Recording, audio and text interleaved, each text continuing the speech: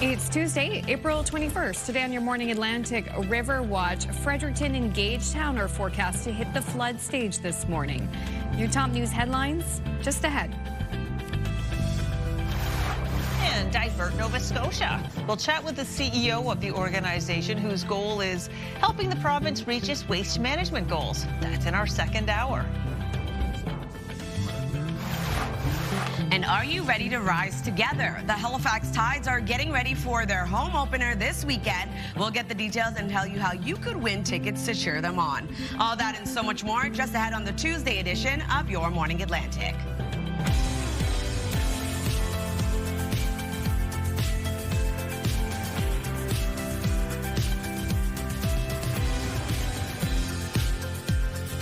Well, good morning to you. Come on in. Just about 6:01 on this Tuesday, April 21st, just one day before Earth Day Eve, if you will. So there we are, yeah. So great to have you both in studio again. I know you've got lots of news, lots of weather to get to. Thanks for the sunshine yesterday, Latavia. I needed that. No problem. Best I could do with these conditions lately. When you're the weather presenter, I think you never take the blame when the weather's bad, because really it's not your fault at all. But if it's good and it happens in your watch, coincidence? Exactly. I think not. Yeah, exactly. Yeah, I know. And what's interesting, though, we were all kind of commenting when we were coming in, obviously very early this morning, but cold start to the day. Yeah, it's crispy out there. Gloves back on the drive-in. Yeah. Right? Short-lived, Crystal. Yeah, exactly. Yeah, we're definitely seeing that cooler air, feeling that cooler air in our region. Temperatures colder this morning. Factor in those breezy winds we're seeing and those colder wind chills. So here's a live look at Lunenburg. Not too bad starting off your day in terms of active weather. We're not seeing any, but we do have active weather in the forecast for parts of the region. And as I mentioned, it is a cold start to the day. We are seeing those current temperatures below the freezing mark for many communities across the region. So in terms of our current temperatures, we'll take a look now. -5 in Fredericton, -2 degrees in Charlottetown and Sydney, -3 in Halifax, 2 degrees in St. John's, Newfoundland. Here's a look at that wind chill. So definitely feeling cooler this morning for the Maritime region, as well as into Newfoundland and Labrador early this morning. A special weather statement remains in effect for parts of Newfoundland for this evening until Thursday, expecting a wintry mix to move back in. We do have a freezing rain warning in effect as well. So we'll keep a look on that forecast because we do have another low pressure system headed our way. But for today, still dealing with showers and or flurries for parts of Atlantic Canada into the afternoon. We are going to see a low chance of flurries and or showers move in for parts of the Maritime region. In terms of the wind today, we are going to see a bit of a breezy start to the day, tapering off yet again into the afternoon. 26 kilometers per hour right now in North Cape, 22 in St. John, New Brunswick, 20 in Sydney, 15 in Yarmouth. No wind gusts to report at this time. We'll take another look at your forecast just ahead. First, a look at your local news with Amanda.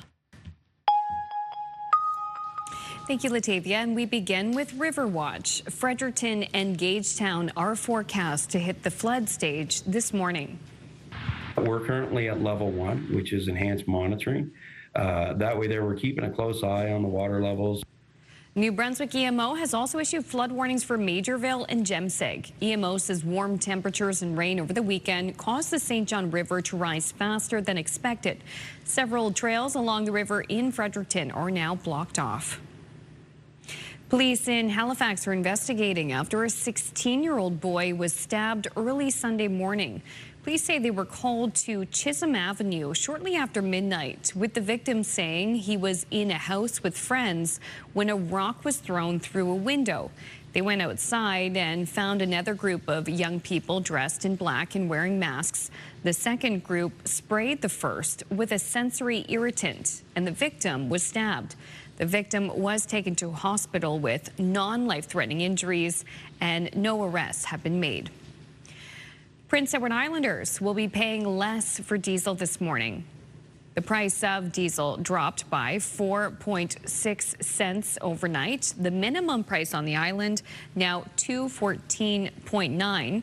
Gas did not change, and prices in Nova Scotia and New Brunswick also unchanged this morning. High oil and gas prices are behind the jump in inflation for this country. Last month, the rate rose to 2.4%, with the key drivers being fuel and food. The ongoing U.S.-Israel war with Iran is expected to continue to force costs upward. We are still looking at a scenario the longer this goes on and the more damage that might occur of irreparable damage that could take us into not just days or weeks or months, but in fact years.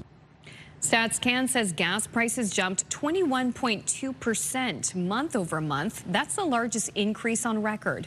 Excluding gas, inflation would have eased to 2.2%.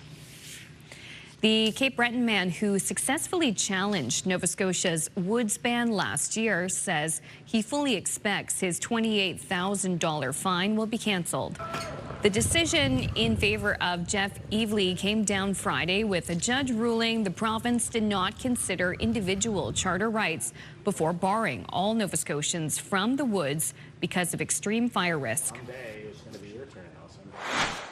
And there was absolutely nothing in the record provided by the government anywhere that showed that they had even mentioned the charter rights, let alone carefully considered the impact of the proclamation to them. If they're going to take extreme measures, they need to take people's charter rights into account, and they need to find ways to accommodate things like people's freedom of movement.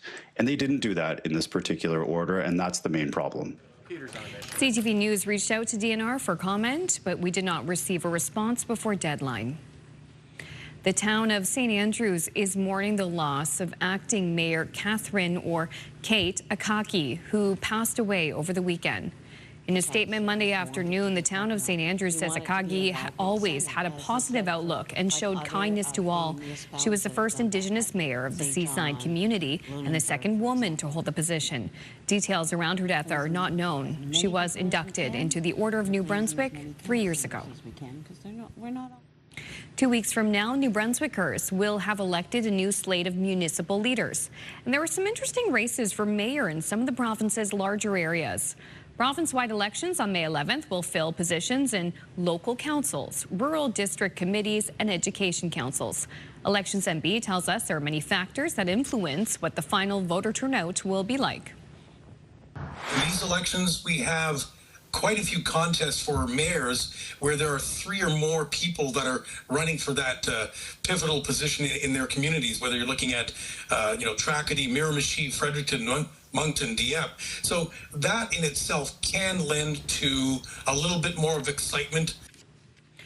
Paul Harpel says Elections NB has 18 returning offices with staff training for advanced polling and Election Day. Finally, a weather delay at a baseball game. It can be pretty common, but not like this. Look at what happened Saturday at a game in Wake Forest, North Carolina. In the top of the first, with 1 out, a Dust Devil, or a Dustnado, spun its way across the field, forcing players, coaches, and the umpire to flee. No one was hurt, but it did knock over some tents on a neighboring field. Yeah, this exact thing happened when I was at Canada Games. The Legion track meet in Calgary a couple years ago. Really? The dust, it just came out of the blue. It wasn't so much dust but the thing was whipping around, and it lifted it up a bunch of tents, turned them over, and one flew up so high that it went as high as, I don't know, where a hot air balloon would be. And it came whipping down, and it landed on one of the girls from Nova Scotia, actually. What? She wasn't hurt, but she did have to be taken away for medical attention. Oh, yeah, just in case. Don't want to risk it. But she was fine. Yeah, but it just happened so suddenly. Take it seriously, yeah. Yeah, exactly. Yeah. So no Dustnados in the forecast, although they probably are never in the forecast. It just happened. Okay, this is kind of a follow-up piece. Remember I was talking about that life jacket that somebody brought by our house one time when I was in Cape Breton? I don't think this is the very same life jacket, but a very similar life jacket worn by a passenger on the Titanic while escaping in a lifeboat has sold for auction at over $900,000 Canadian. Whoa. Yeah, so there it is. The flotation device worn by first-class passenger Laura Mabel on the doomed ocean liner has sold as a standout item in a Titanic memorabilia auction in Western England. It's signed by her and other survivors from the same lifeboat. Whoa. Isn't that interesting? Yeah, this was very, very historic and special. A seat cushion from one of the Titanic lifeboats was also auctioned off for just over $500,000. Both went to the owners of 2 Titanic museums in the United States. Yay, I love that it's going to a museum. a.m. For sure, but fascinating. But yes, that a very similar life jacket, not signed. I actually got to see it. It looked exactly like that. Whoa. That is, yeah, wow. Wild. Anyway. When you think of major historical events, right? That's up there. That's for sure. Them. Oh gosh, it's just such a tragedy. I'm so glad that those items are going into the hands of where the public can see them and exactly. remember. Like a curator. Yeah. A curator. Yeah. Okay, still ahead, we'll have your first look at your national and international news headlines on this Tuesday morning. And Latavia has the forecast. Here's a live look at uptown St. John. Very quiet there this morning, both in terms of traffic and the weather. The forecast is up next.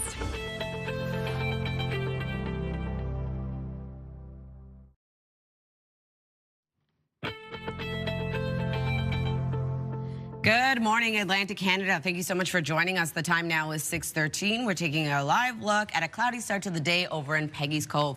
Pretty cold this morning as well, feeling like -2 as of right now. Temperatures will rise, remaining way below seasonal for our daytime highs today. We do have some active weather in the forecast, a low chance of showers and or flurries for much of the maritime region. I'll break that down in just a second. But heading outdoors this morning, -6 degrees in Fredericton with -2 in Charlottetown and Sydney, -3 early this morning in Halifax, -15 in Labrador City, and 1 degree into St. John's, Newfoundland.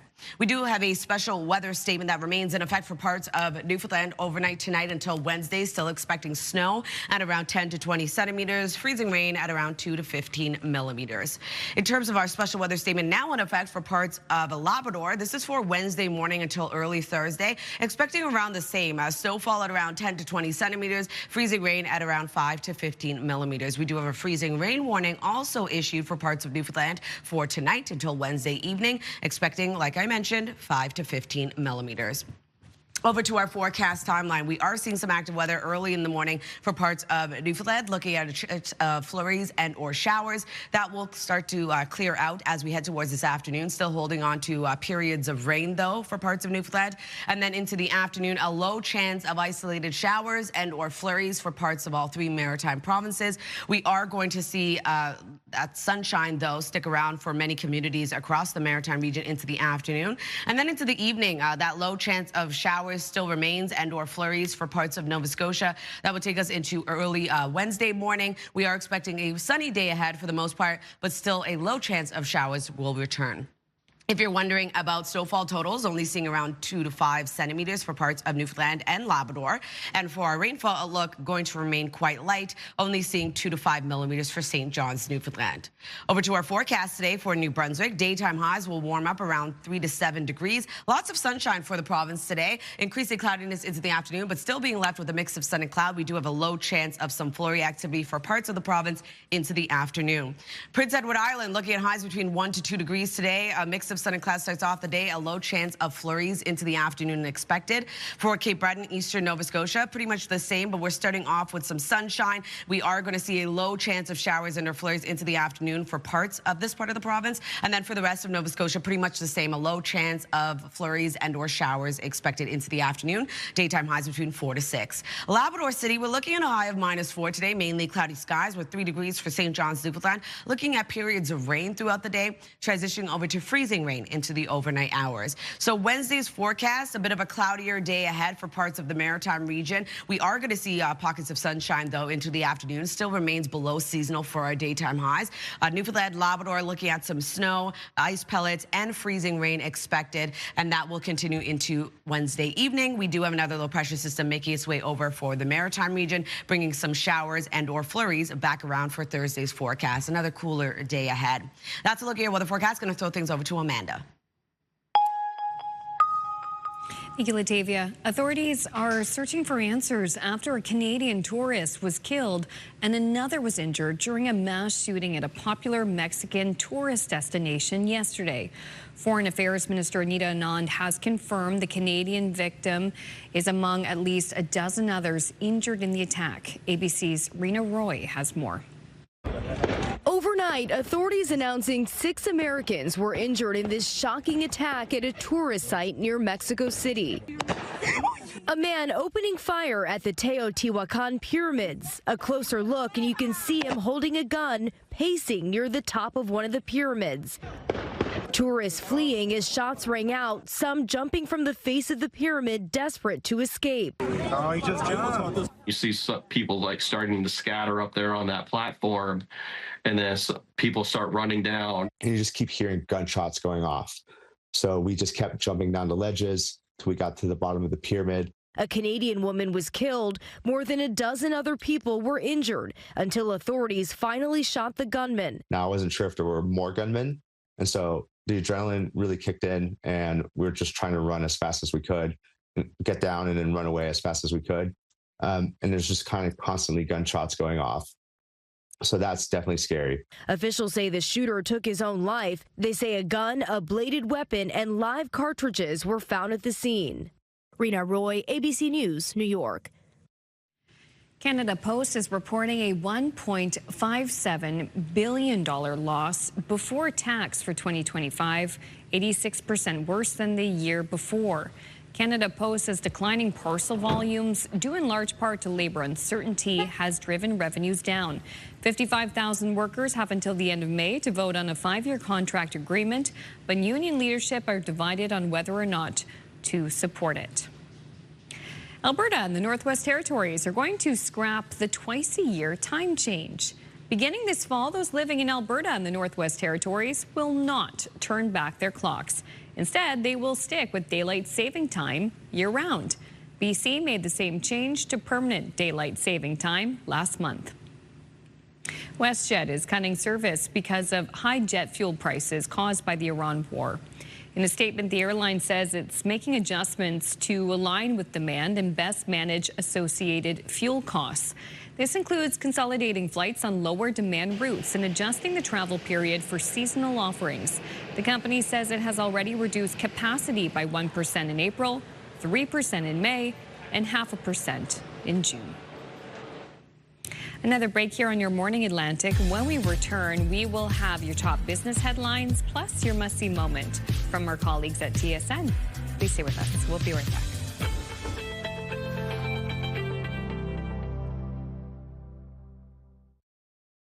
Move Mornings with Aaron and Peter. Weekday mornings on Move 100. The most fun in the morning. And home of the $1,000 minute. Only on Move 100 Halifax.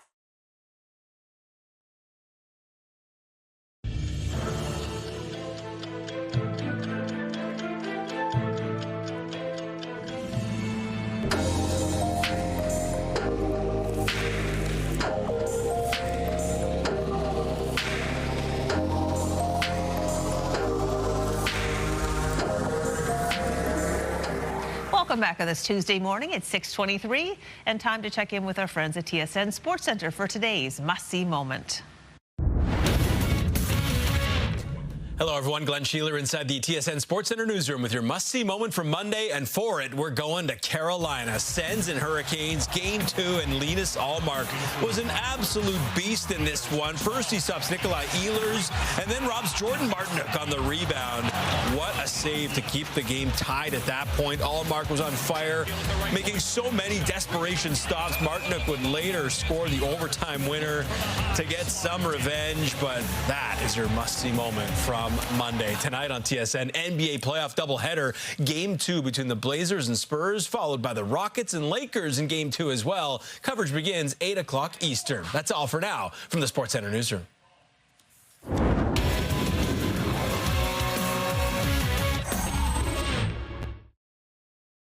This TSN must-see moment brought to you by J.R. Rahe's Furniture and Appliances. Now over to your business headlines from our colleagues at BNN.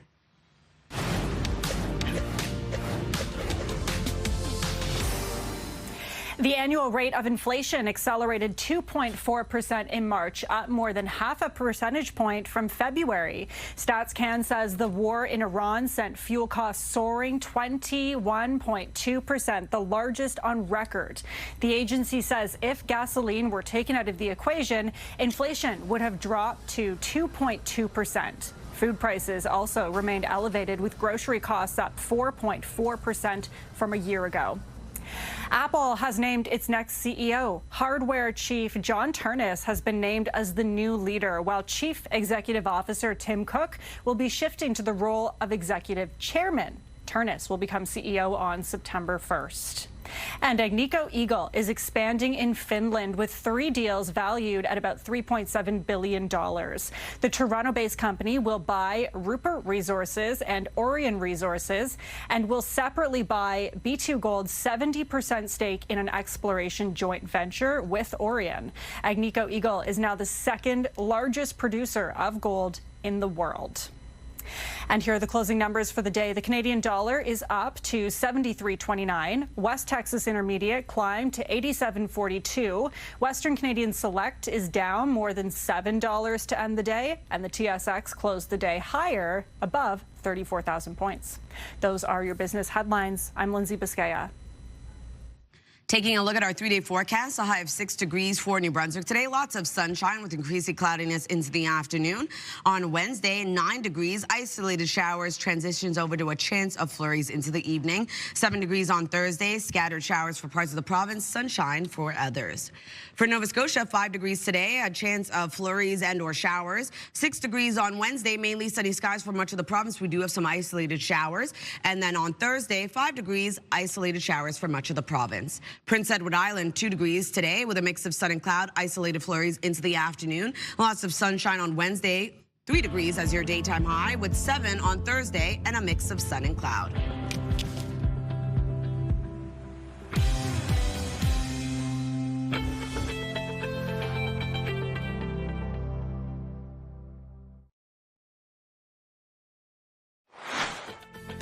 Coming up today in the Move Morning Chat, we're talking about our very first cars. Wow, look at that shiny car.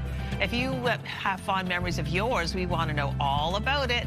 That's in about 15 minutes on Your Morning Atlantic.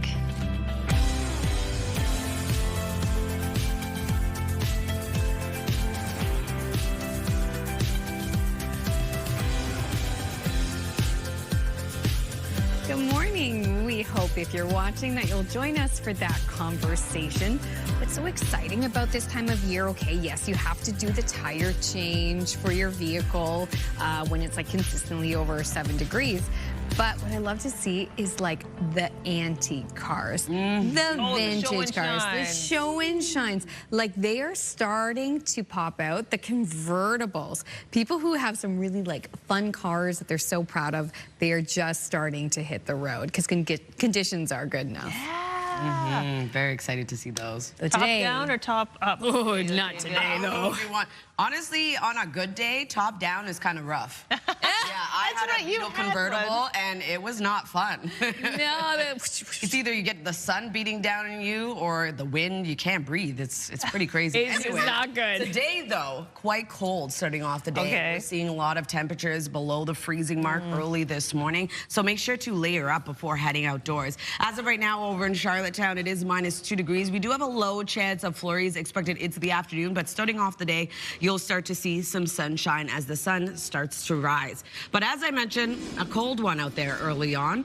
-6 degrees in Fredericton, -2 degrees in Sydney with -3 starting off your day in Halifax, -10 degrees in Happy Valley, Goose Bay, and -4 in Corner Brook. Here's a look at that wind chill factoring in early this morning. We are going to see cooler temperatures throughout the day as well for our daytime highs. A special weather statement currently in effect for parts of Newfoundland. We do have mixed precipitation expected overnight tonight until Wednesday. Also seeing a special weather statement in effect for parts of Labrador. And we do have a freezing rain warning also in effect for parts of Newfoundland. So for today, we are going to see some active weather as well. Rain for much of Newfoundland. We are going to see a bit of flurry activity as well. And then for the Maritime region, a low chance of some isolated showers and or flurries expected into the afternoon.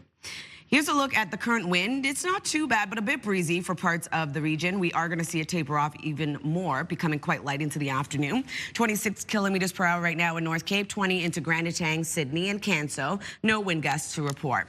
We'll take a look at your long-range forecast just ahead. First, a look at your local news with Amanda. Thanks, Atavia. And we begin with River Watch. Fredericton and Gagetown are forecast to hit the flood stage this morning. We're currently at level 1, which is enhanced monitoring. That way there, we're keeping a close eye on the water levels. New Brunswick EMO has also issued flood warnings for Majorville and Gemsig. EMO says warm temperatures and rain over the weekend caused the St. John River to rise faster than expected. Several trails along the river in Fredericton are also now blocked off. People on PEI will be paying less for diesel this morning. The price of diesel dropped overnight by 4.6 cents. The minimum price on the island now $2.14.9 a litre. Gas did not change, and prices in Nova Scotia and New Brunswick also unchanged this morning. Meantime, high oil and gas prices are behind the jump in inflation for this country. Last month, the rate rose to 2.4%, with the key drivers being fuel and food. The ongoing U.S.-Israel war with Iran is expected to continue to force costs upward. We are still looking at a scenario the longer this goes on and the more damage that might occur of irreparable damage that could take us into not just days or weeks or months, but in fact years. Statistics Canada says gas prices jumped 21.2% month over month. That's the largest increase on record. Excluding gas, inflation would have eased to 2.2%. A Halifax woman is recounting her near miss with a Halifax transit bus. I was looking at my phone, trying to find a podcast, and I was distracted, and then I looked up, and there was a bus like 6 feet away from me, barreling towards me. There is absolutely no way in hell I'd be standing here right now if it weren't for that tree. Holly Sherritt says she was leaving work at Purdy's Wharf Friday night when a Halifax transit bus rolled down the hill and slammed into a tree outside the downtown office building, shattering a few windows. The bus was parked on Reconciliation Way, was out of service, meaning no one was on board. According to police, the driver suffered minor injuries from trying to catch the bus as it rolled. Halifax Transit declined an interview with CTV News, saying their investigation is ongoing. Nuclear energy officials from Ontario are now on site at Point Lepreau in hopes of getting this site running on a more consistent and efficient basis. A 3-year partnership began at the start of the month, just days before the station went offline for a planned 119-day outage on April 10th. Ontario is the only other province in the country with nuclear generating stations, and it's hoped some of that expertise will be useful in New Brunswick. The deal is worth $25 million a year. The investments we're doing right now, they did that years ago. So they're reaping the rewards now. So I'm just hoping, I'm confident that we're going to see some of those results. We have a federal government that has clearly indicated that they want to have new nuclear outside of Ontario before 2035. We're the most ready jurisdiction to have that. Since 2022, NB Power has spent over $800 million in upgrades to the site. Each day Lepreau is offline costs the utility over $1 million. For 60 years now, the Maritimes have been home to North America's only group of singing coal miners. And as CTV's Ryan McDonald shows us, they delighted some fellow travelers just before hitting the Coal Town Road for another tour. And we make the ponies pull till they nearly break their backs. People showing up for a flight at the McCurdy-Sydney Airport got a surprise performance today from the continent's only choir of singing coal miners.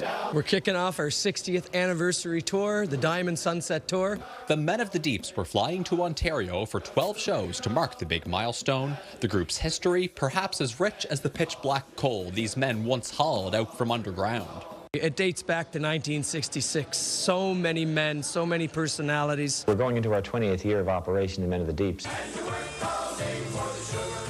The group's first big performance was at Expo 67 in Montreal. This archived footage was taken ahead of their return trip to that city nearly 20 years later for Expo 86. I've been there 50 years now. Nipper McLeod's half-century with the group has been one of the highlights of his life.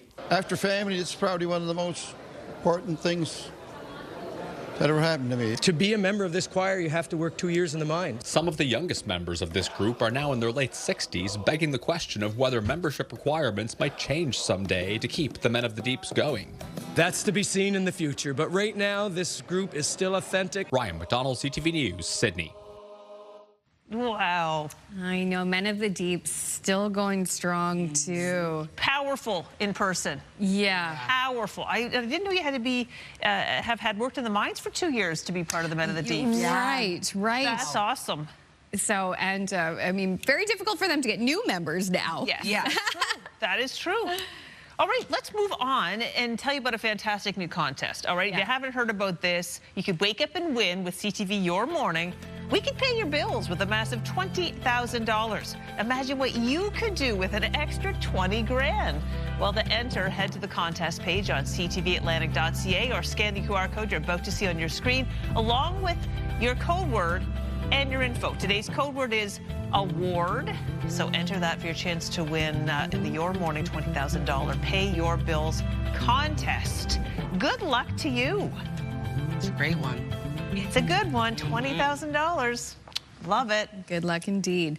All right, still ahead, we will head to Hollywood. We'll have your entertainment headlines. But before that, and after the forecast, it is the Tuesday edition of the Move Morning Chat. It's our topic of the day. And today, we're talking about your first car. We're going to share some memories from memory lane. Join us right after this.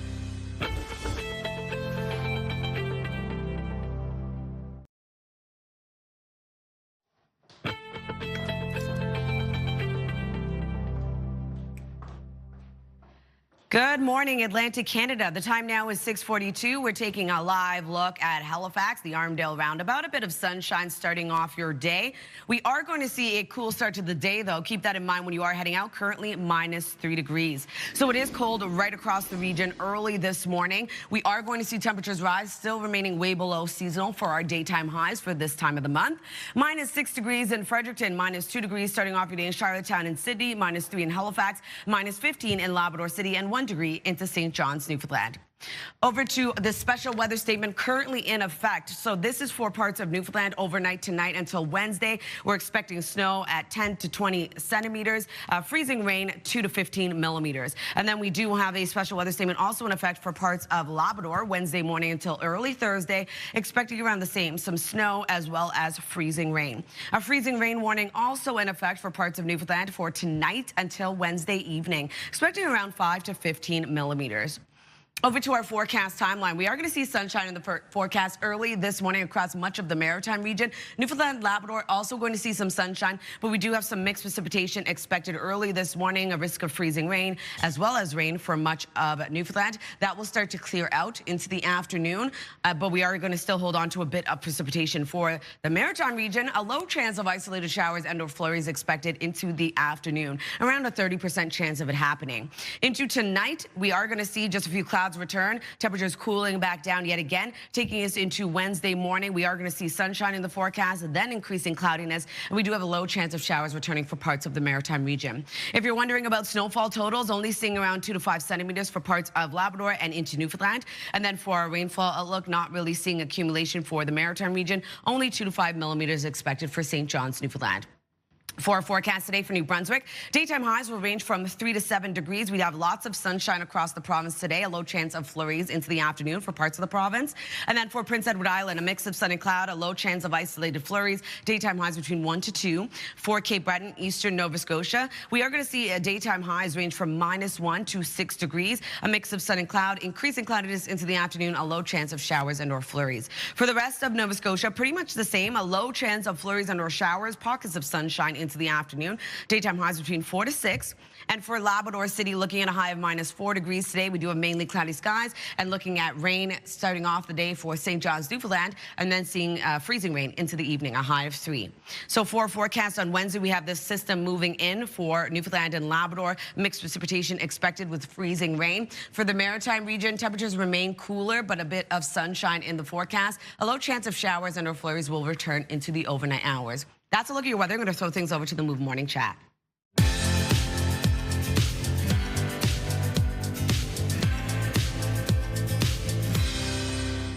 It's the Tuesday edition of the Move Morning Chat with our friends Aaron and Peter in radio. And we're going to go down memory lane. In fact, we're going to drive down memory lane. We're talking about your first car and what made it so special. Peter, let's start with you. What were you driving? Well, I was driving a 1976 Dodge Dart. 4-door. And I have to tell you, it was a very cool car.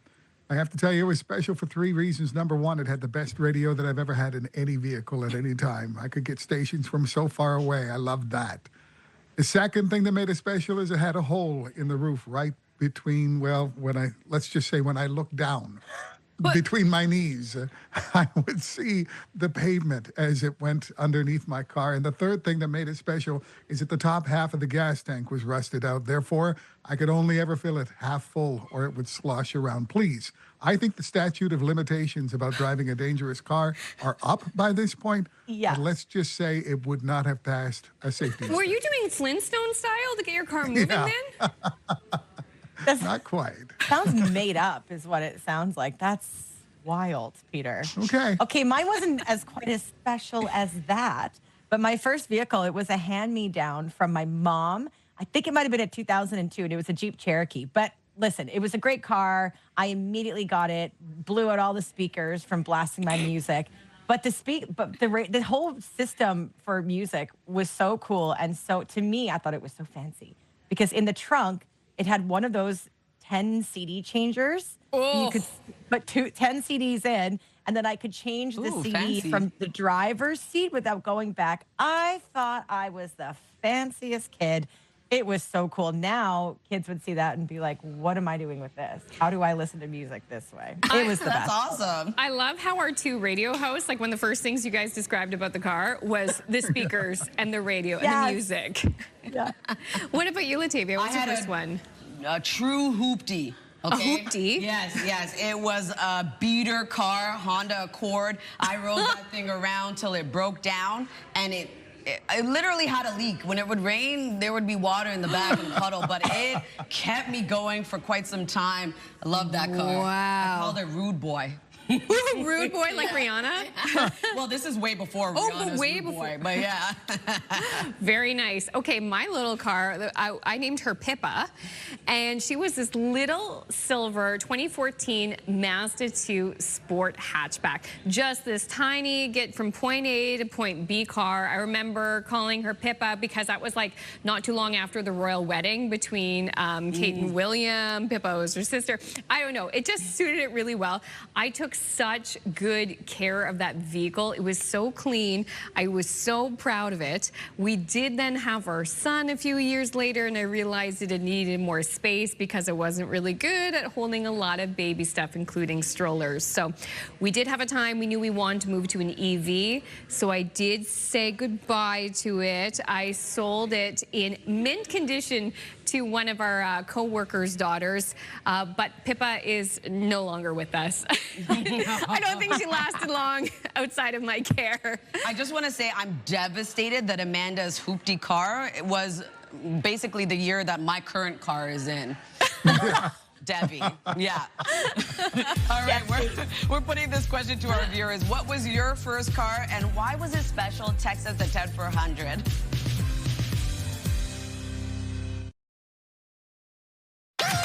The #1 morning show in Halifax. Turk, Megan, and Amateur Alex. And home to the biggest artists.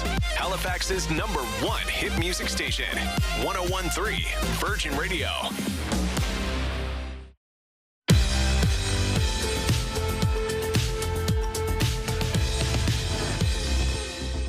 Welcome back. The time now is 6:52. We're going to head over to Hollywood and take a look at your entertainment headlines.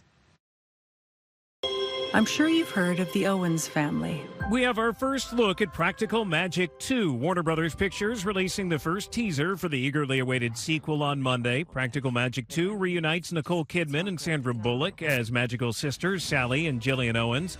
Stockard Channing and Diane Wiest are also set to reprise their roles as Francis and Jet in the sequel. They're joined by newcomers Joey King, Lee Pace, Macy Williams, and more. Practical Magic 2 hits theaters on September 11th. Superman is getting ready to fly back into theaters. Director James Gunn has revealed his second Superman film, Superman, Man of Tomorrow, is officially in production. The film will star David Corenswet returning to the role of Superman and Nicholas Hoult as Lex Luthor. Superman, Man of Tomorrow is set to release on July 9th, 2027. Oh, the passenger, how it rides. And happy birthday to Iggy Pop, who is 79 today. That's what's happening in Hollywood. I'm Alex Stone, ABC News. All right, well, last year's nail-biting World Series run ensured the Toronto Blue Jays a permanent place in baseball history. And along the way, one of the team's most dedicated fans ensured herself a place in Canadian history, one stitch at a time. Yeah, now here's the story of a sweater with East Coast connections. CTV's Heather Butts has it. I don't know why it's making me cry. An emotional reunion for Carla Courtney and her original Blue Jays sweater. Can I hug it? Am I allowed to touch it now that it's in a museum? Part of a knitting passion project dedicated to her beloved team has turned into a piece of sports memorabilia woven into Canadian history. Even if I was dreaming of something that would happen as a knitter and baseball fan with these things colliding, not even in my wildest dreams would I think that something I've made would be in this type of institution. Her sweater now part of the nation's largest sports collection at the Canadian Museum of History. We think sports can tell great stories about Canada, Canadian identity. This seemed like a way to go beyond just the record books or the stats and really talk about how sport is lived in the country. And this series is underway with a swing and a ground ball. That's fair. Courtney started the playoff sweater when the Toronto Blue Jays entered the postseason last year. Only knitting on game days, the garment and a remarkable story of sports' power to unite took shape. This is a wonderful way to sort of remember the spirit and passion and excitement that was behind this team during this incredible playoff run. The lifelong Jays fan lives in the UK, but returned home to Toronto last fall to catch her team in person. The sweater was even kissed by manager John Schneider, just one of 15 games worth of memories stained into its colors. That's when Barger hit the grand slam. I dropped it in Nathan Phillips Square, the yarn itself, and then it got knitted to the sweater. I left this unfinished because they lost, so I knit this during Game 7, just this cuff. And when they didn't win, I just thought, well, it's not finished, so I left it. Her journey with the Jays started at age 7 when her grandmother taught her to knit during summers in Newfoundland. I would knit and we'd watch the baseball games. Courtney is back in Toronto to help fans throw themselves into a new season and to celebrate the sweater's success and honor the woman who helped get her here. What would your grandmother think of all this? Oh, you're going to make me cry now, honestly. My grandma would be so proud, honestly. My grandma's the reason I do a lot of what I do. That includes inspiring her new Jays sweater featuring Canadian yarn. Created by Briggs & Little in New Brunswick, the same facility where her grandmother would send her fleece to be spun into yarn decades ago. They've now created a special Blue Jays color to honor this story and help inspire fans with their own creations. I'm happy the sweater gets delivered. It's a Canadian sweater, it's a Canadian story, and now it's kind of in the heart of Canada, I guess. A full circle moment that could be considered a grand slam. That is a nice looking sweater. Happening now in local news, Fredericton and Gagetown are forecast to hit the flood stage this morning. Also in Riverwatch News, New Brunswick EMO has issued flood warnings for Majorville and Jemseg. We'll have the latest coming up. Plus at the pumps, Prince Edward Islanders will actually be paying less for diesel this morning. This is after a drop yesterday. Plus, speaking of money matters, tax time, what you need to know before the deadline. Those stories coming up next at the top of the 7 o'clock hour. But first is a look at the 3-day with Latavia. Thanks, Amanda. Starting off in New Brunswick, a high of 6 degrees, lots of sunshine across the province. 9 degrees on Wednesday. We do have some isolated showers, evening flurries. And then on Thursday, 7 degrees, scattered showers with sunshine for parts of the province. And then for Nova Scotia today, 5 degrees, some sunny breaks, but we do have some isolated showers and or flurries expected. 6 degrees on Wednesday, mainly sunny skies, isolated showers for the southern region. And 5 degrees on Thursday, looking at some isolated showers returning. For Prince Edward Island, 2 degrees today with a mix of sun and cloud, isolated flurries into the afternoon. Sunshine on Wednesday with a high of 3. 7 degrees on Thursday with a mix of sun and cloud.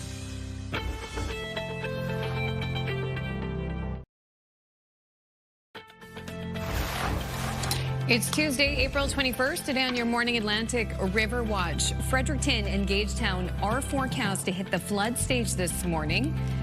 More details in your news headlines in just a few moments. And making waste history. Divert NS is celebrating 30 years of keeping billions of materials out of landfills. We'll learn more about how they're supporting the next generation of environmental leaders later this half hour on the Tuesday edition of Your Morning Atlantic.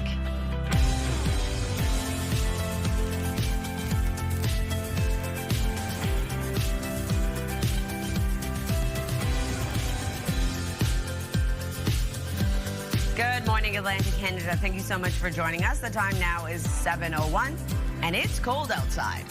She cold. She cold. Fresh. Brisk. I know. It's like grab that mid-season jacket. Yeah. Or maybe even the thicker one so far. Yeah. Our son was riding out his bike yesterday, too. And at first he went out with my husband. And he's like, yeah, just T-shirt, pants. Very quickly, they came back inside after a little bit. He's like, I got the jacket, got the gloves. Yeah. He was a cold little guy. But then he got the gloves, jacket, went back out on the bike, had a good time. It's a tough one this time of year. You kind of have to have the warm thing, but not too warm, and you almost always need a hood because it could possibly rain. Layers. That's not the issue right now, though. It's not precipitation, is it? Well, we have a low chance of showers and/or flurries. Rain expected for St. John's, Newfoundland. So as you can see there, pretty wet start to the day. But it is colder. That's the issue we're currently dealing with. Cooler daytime highs remaining way below seasonal for this time of year. 1 degree right now in St. John's, Newfoundland. As I mentioned, that rain will transition over to freezing rain into tonight. -6 degrees starting off your day in Fredericton, -2 currently in Charlottetown and in Sydney, -3 early this morning in Halifax, and -15 in Labrador City. We are seeing the wind chill factor in right across the region early this morning, so something to keep in mind when you are getting dressed to head outdoors today. And a special weather statement currently in effect for parts of Newfoundland overnight tonight until Wednesday, as we expect mixed precipitation. Same thing goes for parts of Labrador. And a freezing rain warning also issued for parts of Newfoundland. Over to our forecast timeline. So we are going to see a bit of sunshine in the forecast for parts of the region, but we do have that rain for parts of Newfoundland. As I mentioned, freezing rain expected as well. For the Maritime region, a low chance, like around a 30% chance of flurries and or showers expected into the afternoon. And in terms of the wind, it's going to become quite light into the afternoon. As of right now, though, 26 kilometers per hour in North Cape, 20 into Grand Tang, Sydney, and Canso. No wind gusts to report at this time. We'll take another look at your forecast just ahead. First, a look at your local news with Amanda. Thanks, Latavia. We begin with River Watch. Fredericton and Gagetown are forecast to hit the flood stage this morning. We're currently at level 1, which is enhanced monitoring. That way there, we're keeping a close eye on the water levels. New Brunswick EMO has also issued flood warnings for Majorville and Jemsig. EMO says warm temperatures and rain over the weekend caused the St. John River to rise faster than expected. Several trails along the river in Fredericton are also now blocked off. Nova Scotia is starting public consultations this week on its controversial plan to allow natural gas exploration more than a decade after hydraulic fracturing was banned in the province. Dalhousie University is administrating the program, which will see university researchers and the private sector studying the 198 billion cubic meters of gas Nova Scotia is believed to have. The program was introduced after Premier Tim Houston's PCs lifted a decade-long moratorium on fracking last year. First Nations, environmental groups, and academics have all been critical, citing financial and environmental concerns. At the pumps, Islanders will be paying less for diesel this morning. The price of diesel on PEI dropped by 4.6 cents overnight. The minimum price on the island now $2.14.9 a litre. Gas did not change. Prices in Nova Scotia and New Brunswick also unchanged. New Brunswick Premier Susan Holt getting some FaceTime with the Prime Minister in Ottawa. Speaking briefly ahead of their meeting, the two leaders talked about progress on a number of files, including the Sissons Mine project, health infrastructure, and the possibilities of expanded energy corridors on the East Coast. The Premier says the province has what the world needs, and she wants the Prime Minister to tell them. We have the trade infrastructure in our ports to get those assets out to the world who wants this at a time when our allies are looking for new and different relationships. And so looking forward to those conversations about how we grow the New Brunswick economy and the kind of jobs that are going to pay the bills in our province to the benefit of all of Canada. Today is day 2 of the 2-day trip. Holt will also meet with cabinet ministers and attend a Chamber of Commerce conference with other premiers. The Cape Breton man who successfully challenged Nova Scotia's woods ban last year says he fully expects his $28,000 fine will be canceled. The decision in favor of Jeff Evely came down Friday with a judge ruling the province didn't consider individual charter rights before barring all Nova Scotians from the woods because of extreme fire risk. And there was absolutely nothing in the record provided by the government anywhere that showed that they had even mentioned the charter rights, let alone carefully considered the impact of the proclamation to them. If they're going to take extreme measures, they need to take people's charter rights into account, and they need to find ways to accommodate things like people's freedom of movement. And they didn't do that in this particular order, and that's the main problem. CTV News reached out to DNR for comment, but did not receive a response before deadline. As the April 30th tax deadline approaches, Maritimers are motivated to cash in on rebates or benefits and dodge costly penalties. CTV's Hafsa Arif looks at what you need to know before time runs out.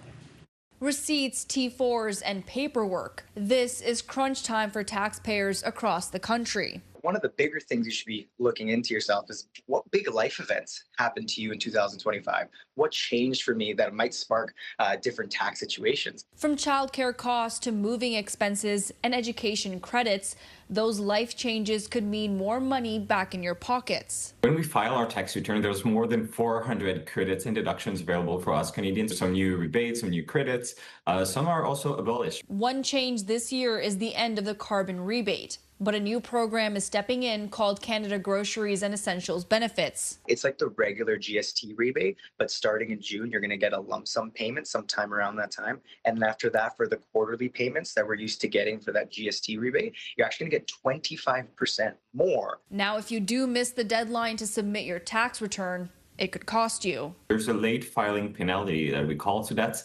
5% that CRA will add to any amount that you owe to the government the next day after your filing deadline. And even if you don't owe money, waiting could delay benefits or refunds. Hafsa Arif, CTV News, Halifax.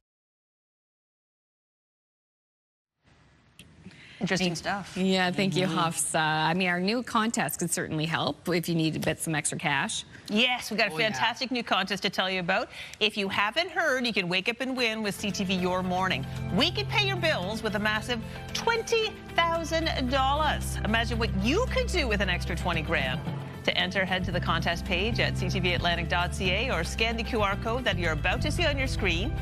Enter the code word. Today it is award. There's a QR code. You could have a chance to win $20,000. The Pay Your Bills contest is part of Your Morning. We're going to be doing this for the next couple of weeks. Today's word is award. Enter today. Tune back in tomorrow for another word and another chance to win. Ooh, exciting. Best of luck to you. All right, still ahead, national and international news headlines and the latest forecasts with Latavia. It is a cold one out there on this Tuesday morning. So, yeah, maybe have those extra layers, especially if you're going for a hike around Burnt Coat Head. The tide is out, and the forecast is coming in just a few minutes.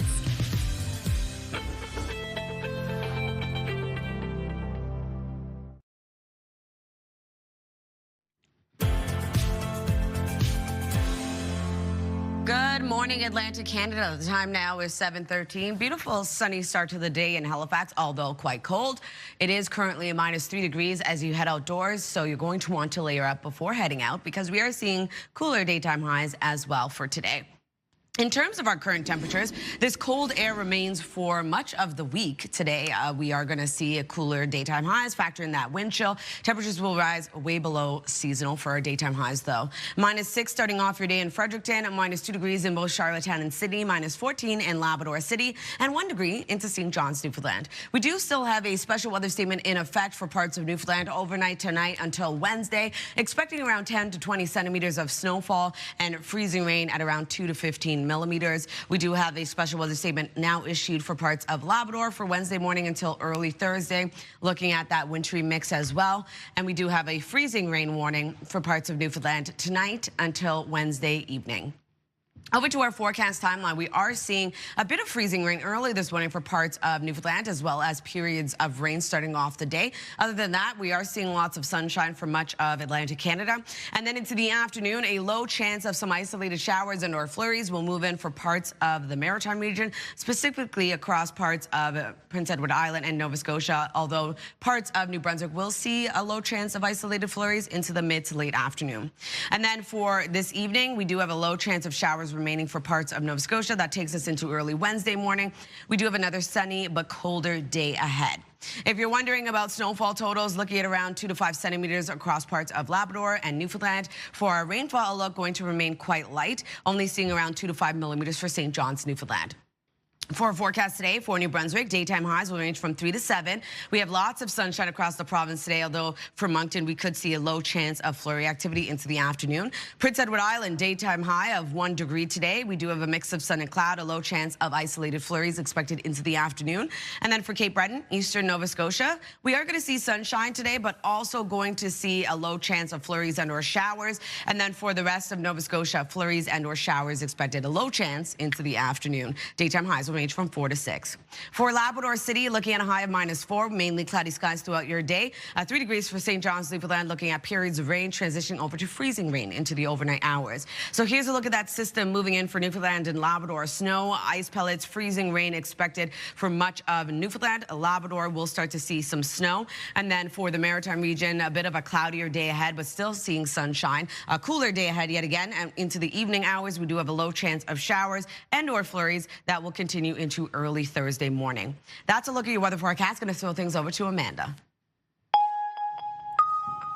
Thanks, Latavia. It is a pivotal day in the war in Iran. New peace talks are scheduled in Pakistan, and they come just 2 days after the U.S. seized that Iranian ship, taking its crew into custody.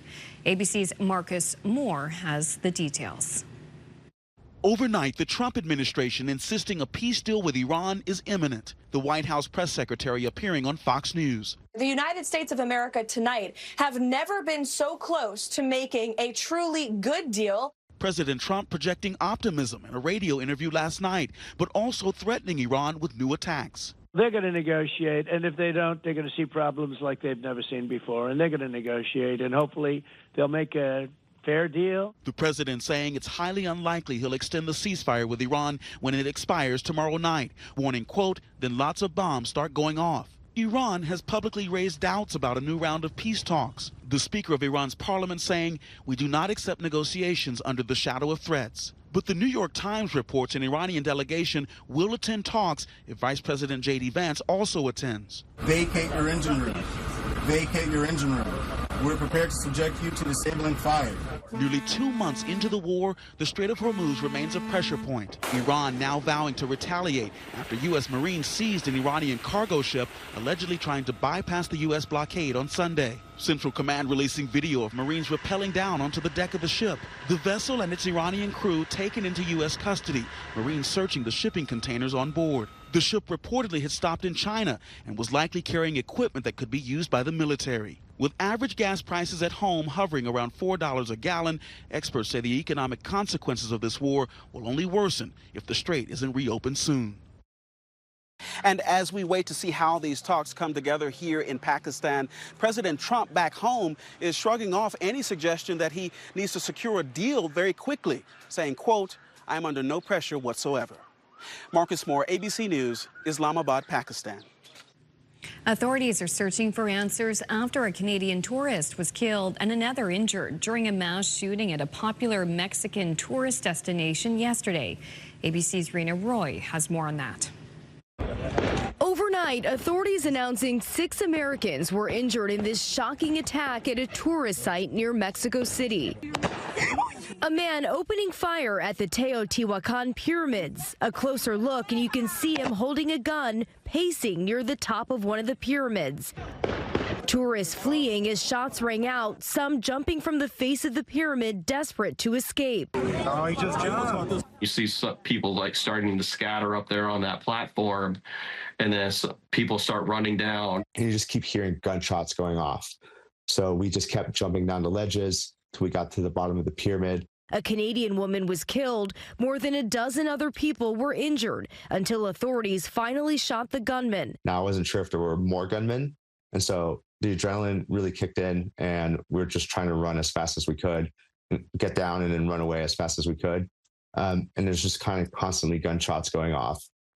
So that's definitely scary. Officials say the shooter took his own life. They say a gun, a bladed weapon, and live cartridges were found at the scene. Rena Roy, ABC News, New York. Thank you, Rena. That is a look at your international news headlines. A quick break here. Coming up on Your Morning Atlantic, Divert NS will join us to talk about Earth Day. That's coming up next.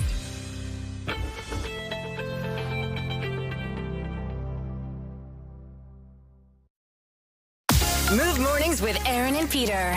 Weekday mornings on Move 100. The most fun in the morning. And home of the $1,000 minute. Only on Move 100 Halifax.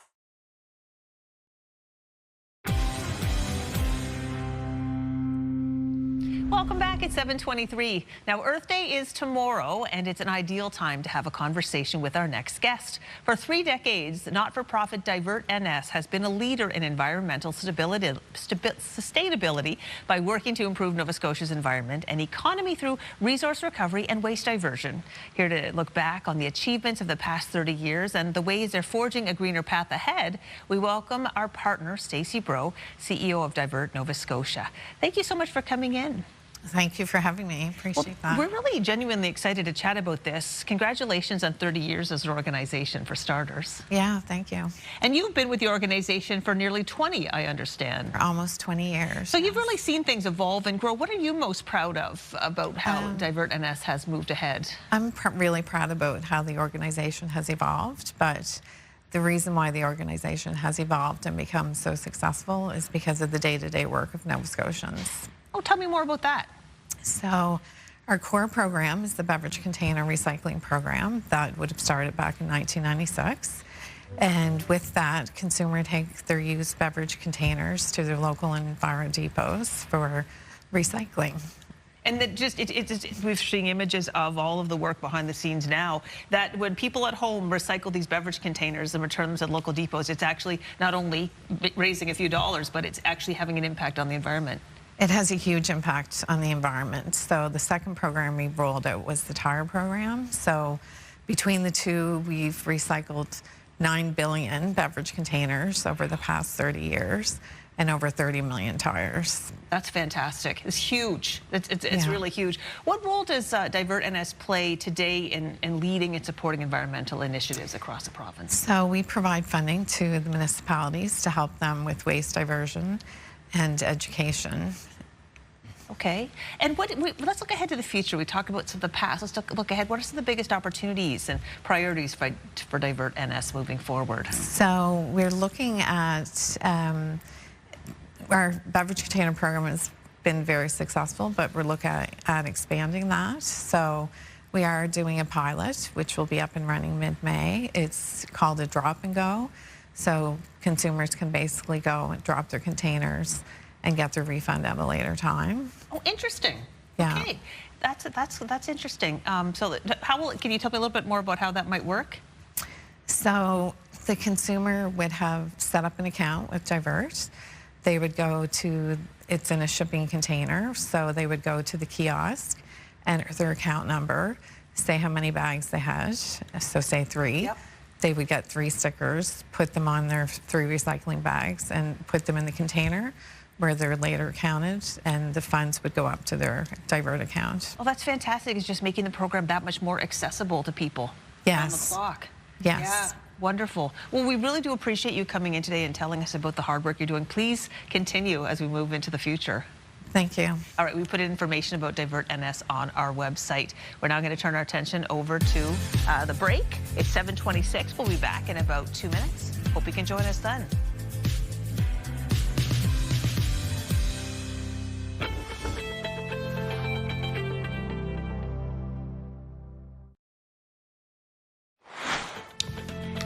Coming up in 15 minutes, it's Tia Tuesday, and this week Tia introduces us to an entrepreneur whose company is using technology to make moving less of a hassle. Hello.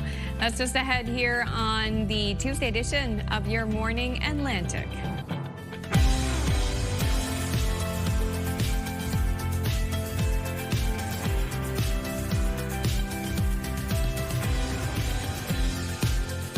Well, hello. Welcome to the halfway mark of this Tuesday show. We just saw some images there of Kendall from Pilot X that we're going to chat with in our Tuesday segment about his company that is kind of revolutionizing moving and shipment. But I read in the notes, the fun fact is that he is a track and field athlete who's trained with a former Olympian. So that may not be a conversation on air, but I will have that conversation during the break. I want to know all about what's his event. Who did he train with? Was it Andre DeGrasse? Who knows? I have questions. Exactly. I don't know. I need to know. And now an entrepreneur, because you think about moving and how much of a physical and mental work it is. Like, I think a lot of people think of moving, they're like, no, no, no. It's nice to have a company that just takes care of it for you. Wouldn't that be nice? Eases the stress. Yeah, can't wait to hear all about that. Moving would be a lot easier if the weather's half decent. I don't know if anybody has plans to move today, but it'll be nice and cold. You won't be sweaty moving those boxes into the truck. Absolutely. Not a bad day if you do have to move, actually. It is cold out there, but if you layer up, you'll be just fine. Sunny skies early this morning for much of the region. We will be seeing a low chance of showers and or flurries move in for parts of New Brunswick and the Maritime region. As of right now, it is -5 degrees over in Hampton, -6 in Fredericton, -2 degrees in Charlottetown and Sydney, -3 in Halifax, and 1 degree in St. John's, Newfoundland. Here's a look at that wind chill factoring in early this morning. Colder across Labrador, but we are going to see temperatures warm up, but still remaining below seasonal today. A special weather statement currently in effect for parts of Newfoundland as well as parts of Labrador. We also have a freezing rain warning for parts of Newfoundland for tonight until Wednesday evening. Over to our satellite and radar. As I mentioned, sunshine for much of Atlantic Canada, a low chance of showers and or flurries for parts of the Maritime region into the afternoon. For Newfoundland, starting off the day with rain, a risk of freezing rain that will continue into this evening. In terms of the wind for the Maritime region, a bit breezy early this morning, tapering off into the afternoon. As of right now, 24 kilometers per hour in Canso, 22 into North Cape, 17 in Grand Etang. A few wind gusts to notify you of, getting up to 28 kilometers per hour in both St. John, New Brunswick and Sydney. We'll take another look at your forecast just ahead. First, a look at your local news with Amanda. Thanks, Latavia. And we begin with River Watch. Fredericton and Gagetown are forecast to hit the flood stage this morning. We're currently at level 1, which is enhanced monitoring. That way there, we're keeping a close eye on the water levels.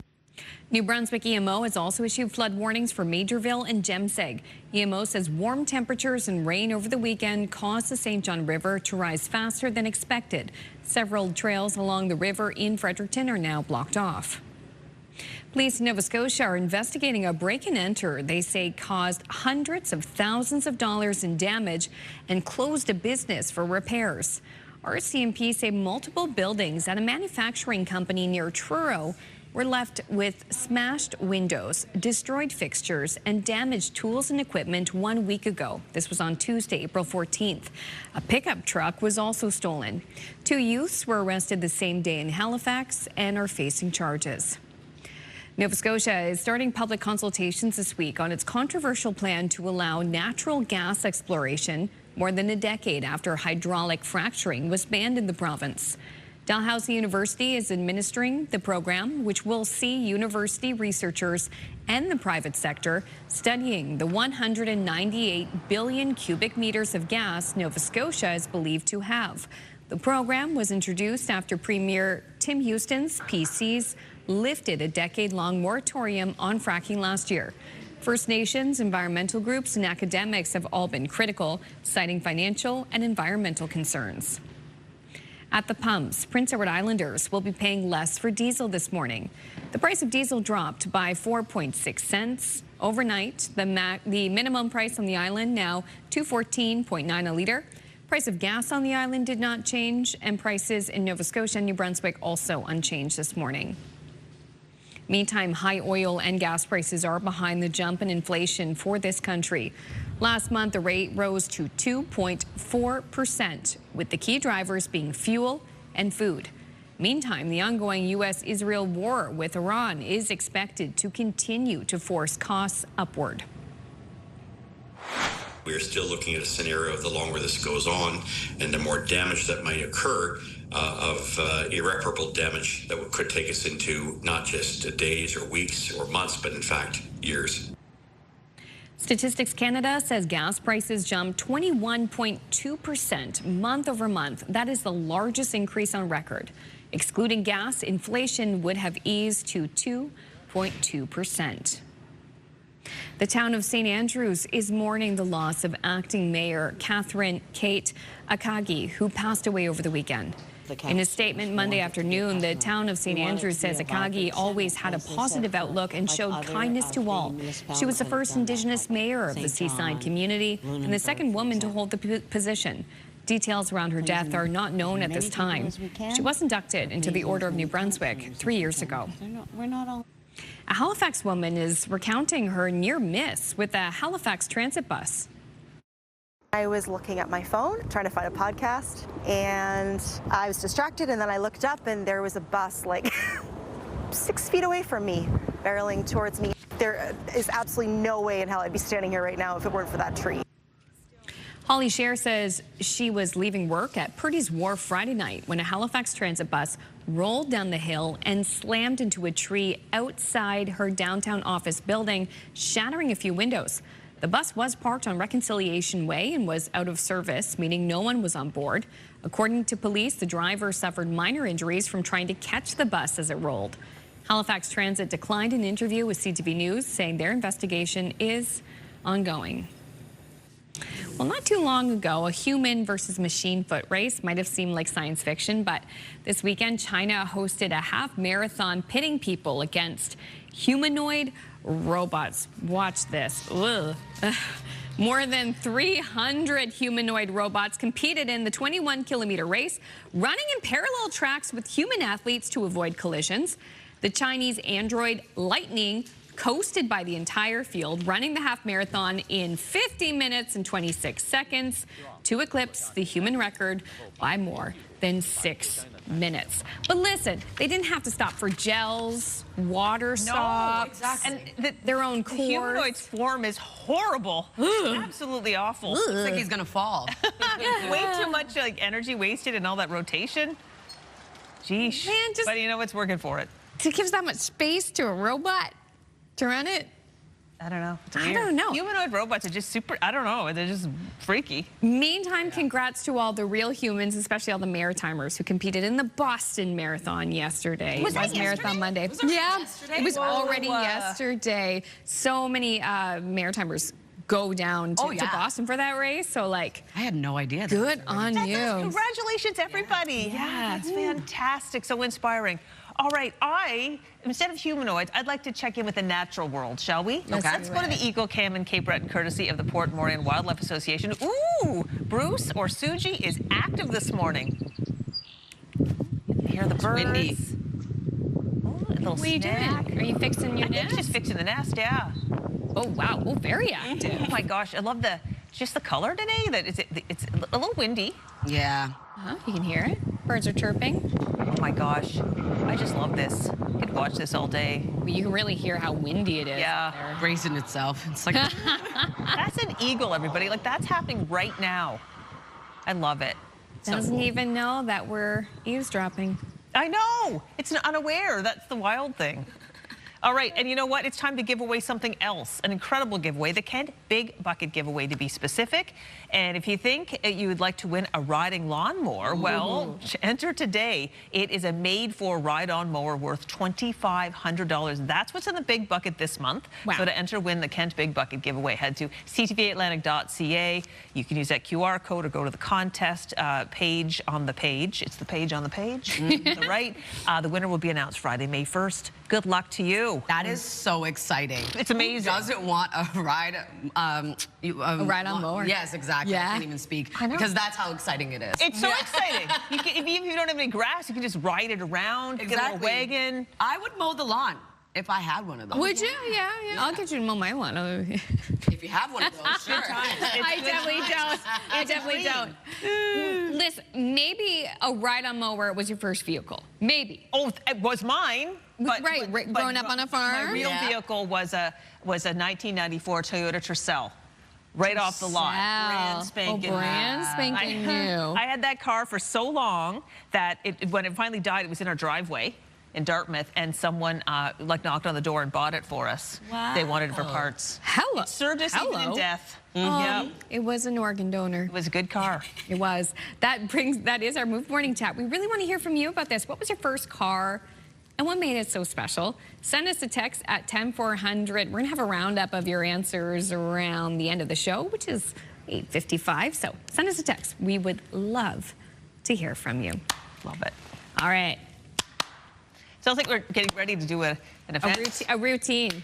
Maybe that's Kendall Darling, our next guest. Was he a long jumper? Because that's what you do when you try to get people to do the long jump, but we'll find out. Because that is our Tuesday guest coming up next. We'll be introduced to an entrepreneur who wants to make moving less of a hassle. Hello, that's coming up after the break and after Latavia's forecast. Please stay with us.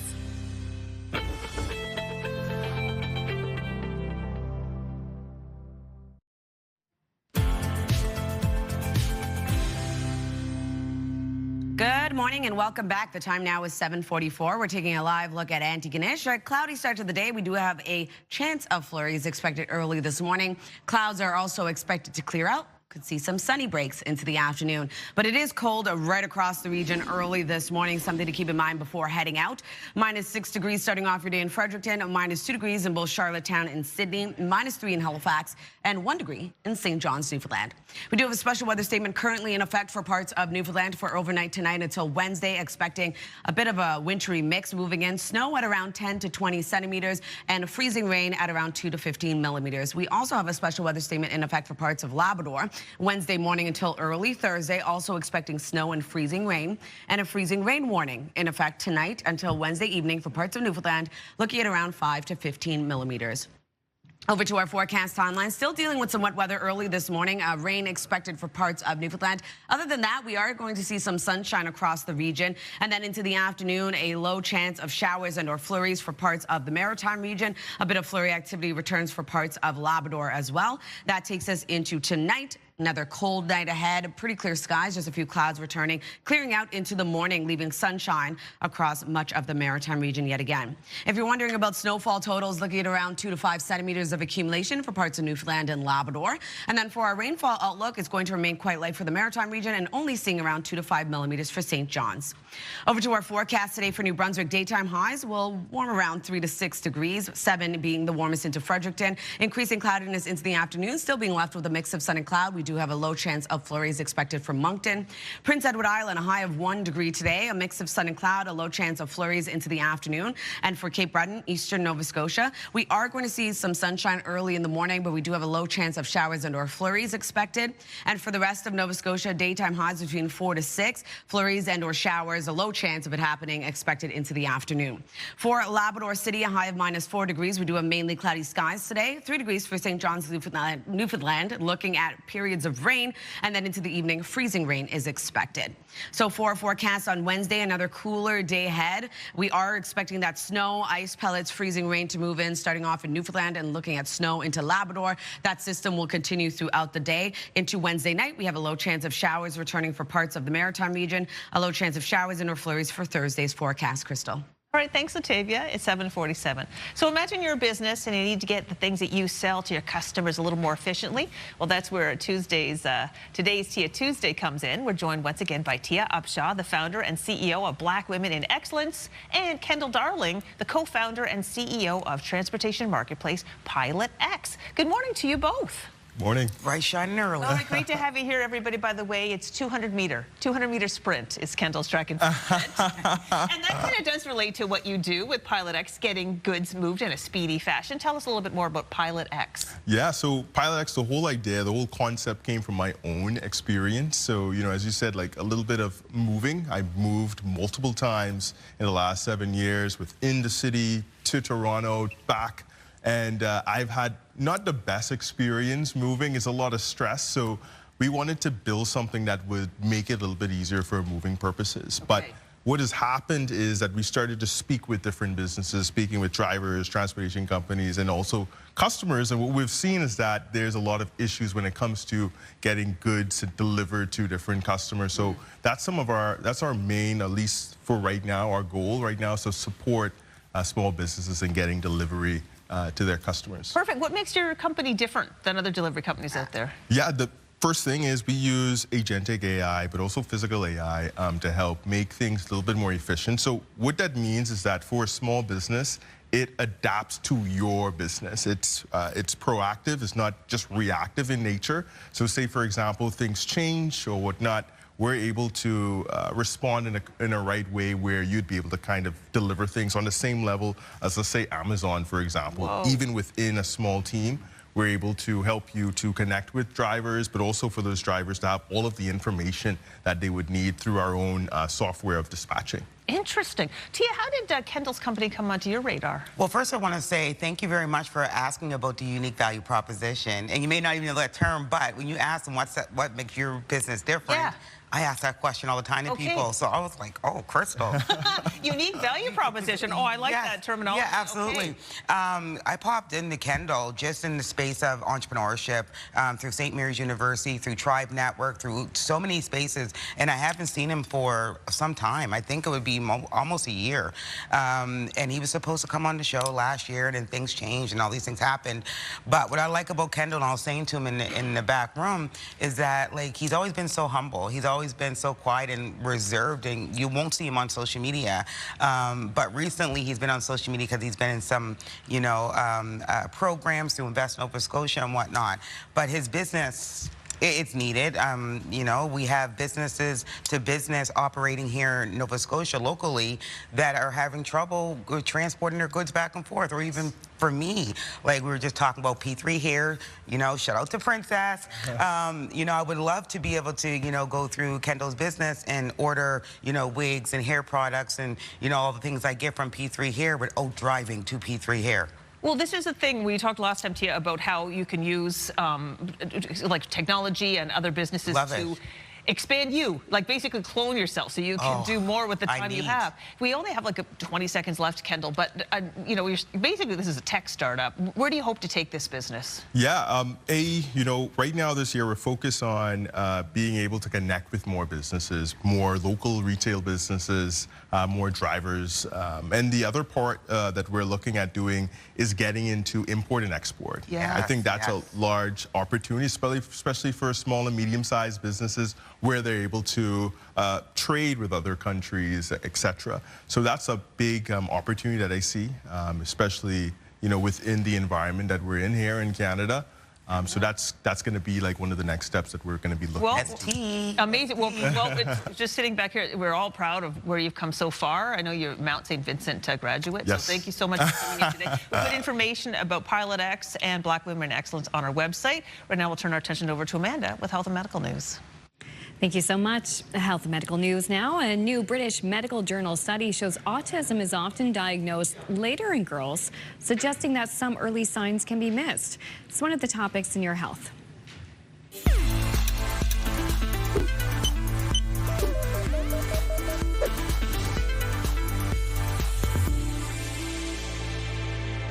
Researchers followed nearly 2 million children in Sweden for more than 30 years to see when autism was diagnosed.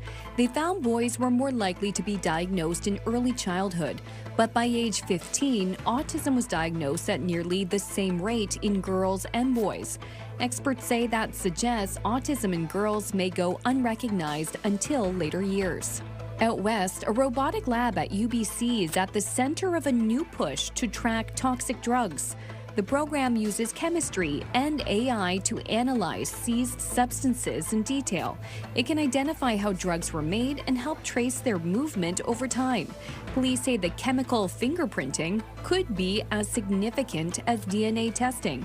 The goal is to improve both investigations and public health responses. Finally, spring sports are in full swing. Experts say along with physical activity, sports can help children with their psychological well-being, communication skills, and character development.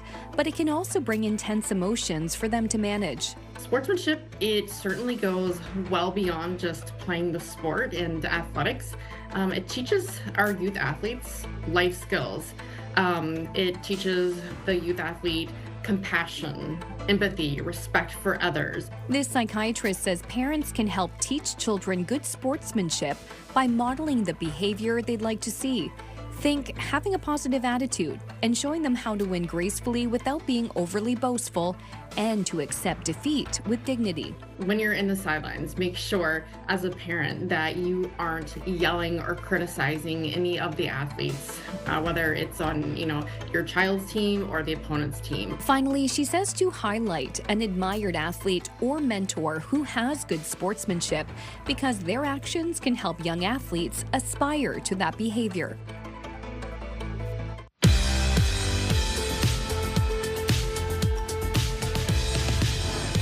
And now we'd like to introduce you to the Maritimers who are marking milestones today. It's a 60th anniversary for Mabel and George Bryden of Little Mushamush, Nova Scotia. Did you say 68th?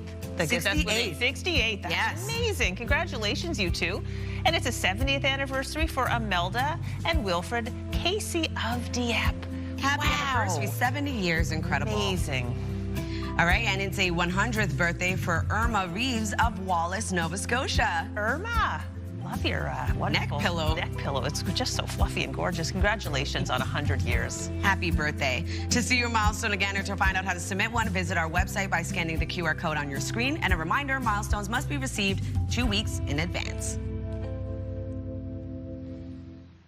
An Oklahoma high school considered all the potential candidates for prom king this year, but they didn't choose the football hero or the most popular guy in the senior class. No, but they did choose the most popular guy in school, their principal, who recently performed a heroic act. ABC's Hannah Battah explains.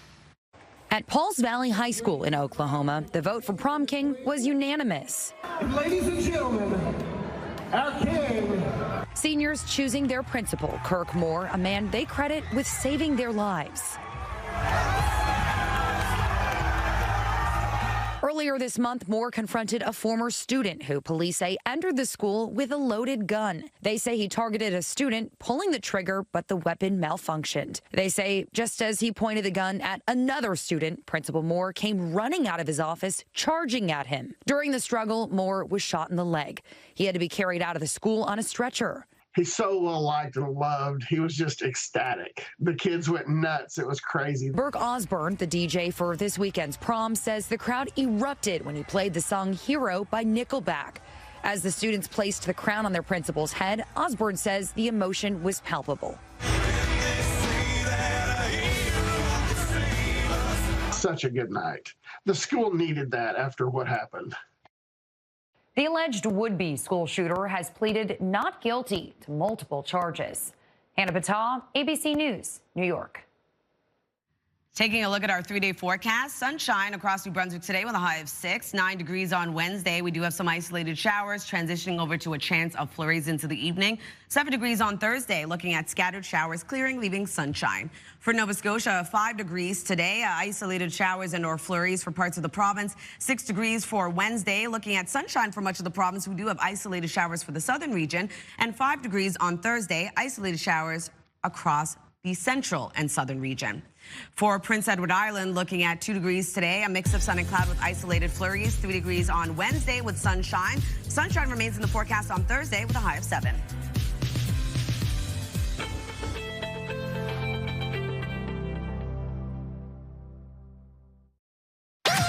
The #1 morning show in Halifax. Turk, Megan, and Amateur Alex. And home to the biggest artists. Halifax's #1 hit music station. 101.3 Virgin Radio.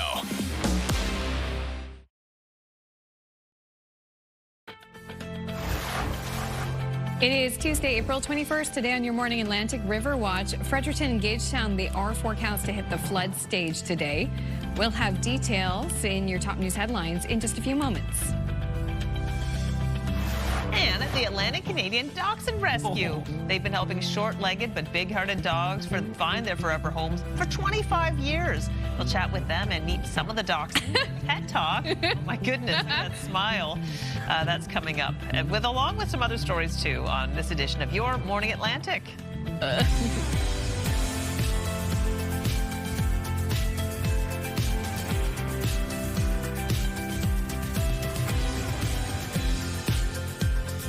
Oh, if you have somewhere to be, tell them you're going to be late because we've got dachshunds coming in. Yeah, that we do. Dachshunds. My grandparents loved that breed growing up. Oh my gosh, they had one named Sasha growing up. She was such a sweet dog. Another one later in life named Jax as well. Are they wiener dogs? Yeah. That's what I thought. My mom has two, Beatrice and Jimmy Dean. Jimmy Dean. Because Jimmy Dean's like Jimmy Dean sausage. Yeah. Yeah, that's no, they love them so much. They're both short-haired. Beatrice has a piebald, so she is not the kind of brown color. She's kind of like a mixture of black and white and kind of spotted. Ooh. She's really pretty. Yeah. But there's a neighbor who has one named Peanut, and it's like teeny wee little one, and she's long-haired, and they're really pretty. Oh my goodness, my mom loves dachshunds. Yeah, she wants one. Like maybe one day. Maybe one day. Maybe one day. And this is an adoption. It's a rescue. Yes, a rescue. Yeah. Wow. 25 years. Yeah. I know. 25 years. Incredible. If you want to get a long little doggy, then you can just call up this rescue. Well, I'll tell them all about it in a bit. I can't wait to meet the little dog. feet. If you're walking this dog this morning, I don't think you'll need the little dog booties. Might need a coat. Maybe not. Might need a coat, maybe. I don't know how cold dogs get outside, but I think it depends. Huskies are like, this is great. Yeah, exactly. They're like, oh, I'm warm. All right, well, it is a cooler start to the day across the region. Something to keep in mind when you are heading out, a bit breezy as well early this morning. As of right now, over in Lockport, -4 degrees starting off your day, so it is cooler. But as you can see from our live eye, beautiful sunshine starting off your day as well. -6 starting off your day in Fredericton, -2 degrees in Charlottetown and Sydney, -3 in Halifax, 1 degree in St. John's, Newfoundland. Here's a look at that wind chill, factoring in early this morning, feeling below the freezing mark today. Over to our special weather statement currently in effect for parts of Labrador. This is overnight tonight until Wednesday. We do have mixed precipitation moving in, as well as a special weather statement for Labrador and a freezing rain warning for parts of Newfoundland tonight until Wednesday evening. So we do have some active weather in the forecast early this morning. Rain, a risk of freezing rain for Newfoundland. For the Maritime region, sunshine for the most part, but we do have a low chance of showers and or flurries expected into the afternoon. In terms of the current wind for the Maritime region, 24 kilometers per hour in Canso, 22 starting off your day in North Cape, 17 in Grand Detang, 15 in Sydney, getting up to 28 kilometers per hour for our wind gust in St. John, New Brunswick, and Sydney. We'll take another look at your forecast just ahead. First, a look at your local news with Amanda. And we begin with River Watch in New Brunswick. Fredericton and Gagetown are forecast to hit the flood stage later today. We're currently at level 1, which is enhanced monitoring.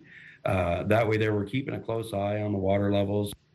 New Brunswick EMO has also issued flood warnings for Majorville and Jemseg. EMO says warm temperatures and rain over the weekend caused the St. John River to rise faster than expected.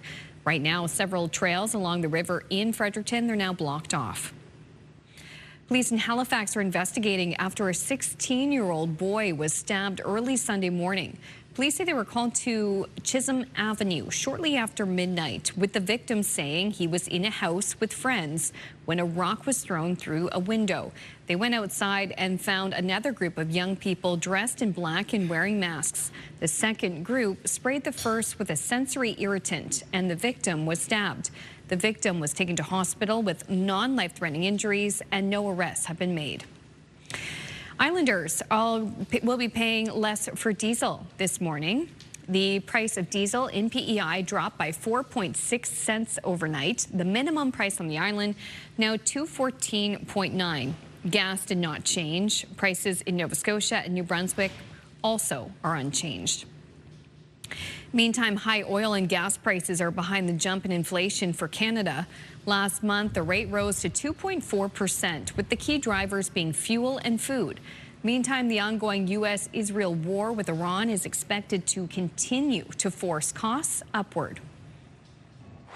We are still looking at a scenario the longer this goes on and the more damage that might occur of irreparable damage that could take us into not just days or weeks or months, but in fact, years. StatsCan says gas prices jumped 21.2% month over month. That is the largest increase on record. Excluding gas, inflation would have eased to 2.2%. New Brunswick's Premier Susan Holt getting some FaceTime with the Prime Minister in Ottawa. Speaking briefly ahead of their meeting yesterday, the two leaders talked about progress made on a number of files, including the Sissons Mine project, health infrastructure, and the possibilities of expanded energy corridors on the East Coast. The Premier says the province has what the world needs, and she wants the Prime Minister to tell them. We have the trade infrastructure in our ports to get those assets out to the world who wants this at a time when our allies are looking for new and different relationships. And so looking forward to those conversations about how we grow the New Brunswick economy and the kind of jobs that are going to pay the bills in our province to the benefit of all of Canada. During the two-day trip, Holt will also meet with cabinet ministers and attend a Chamber of Commerce conference with other premiers. And nuclear energy officials from Ontario, they're now on site at Point Lepreau in hopes of getting the site running on a more consistent and efficient basis. A 3-year partnership began at the start of the month, just days before the station went offline for a planned 119-day outage on April 10th. Ontario is the only other province in the country with nuclear generating stations, and it's hoped some of that expertise will be useful in New Brunswick. The deal is worth $25 million a year. The investments we're doing right now, they did that years ago. So they're reaping the rewards now. So I'm just hoping, I'm confident that we're going to see some of those results. We have a federal government that has clearly indicated that they want to have new nuclear outside of Ontario before 2035. We're the most ready jurisdiction to have that. Since 2022, NB Power has spent over $800 million in upgrades to the site. Each day Lepreau's offline, it costs the utility over $1 million.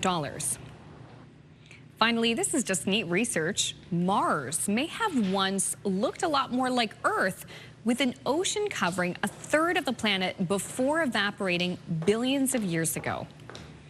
Scientists cite new evidence showing a broad, flat band of land outlining the former ocean. They call it a coastal shelf and say it could be a stronger clue than earlier theories.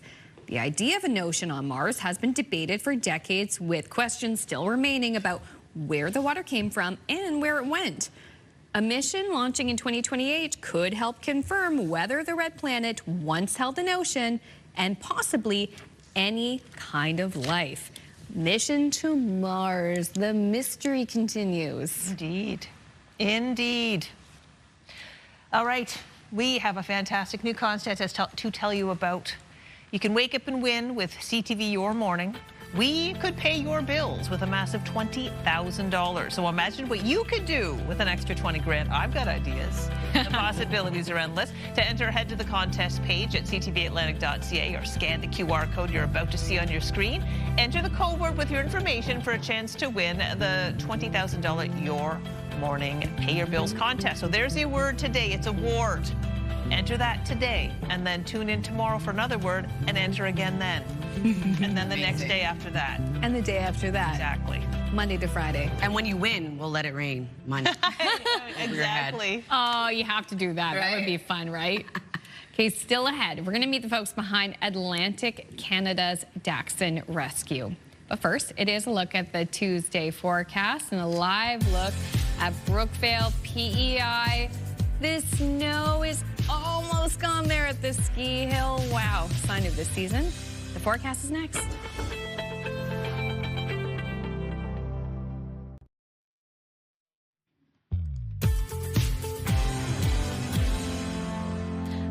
Welcome Welcome back. The time now is 8:13, taking a live look at a beautiful start to the day in Badek, although quite cold. -4 degrees starting off your day. We are going to see that sunshine sticking around, increasing cloudiness into the afternoon, leaving mainly cloudy skies.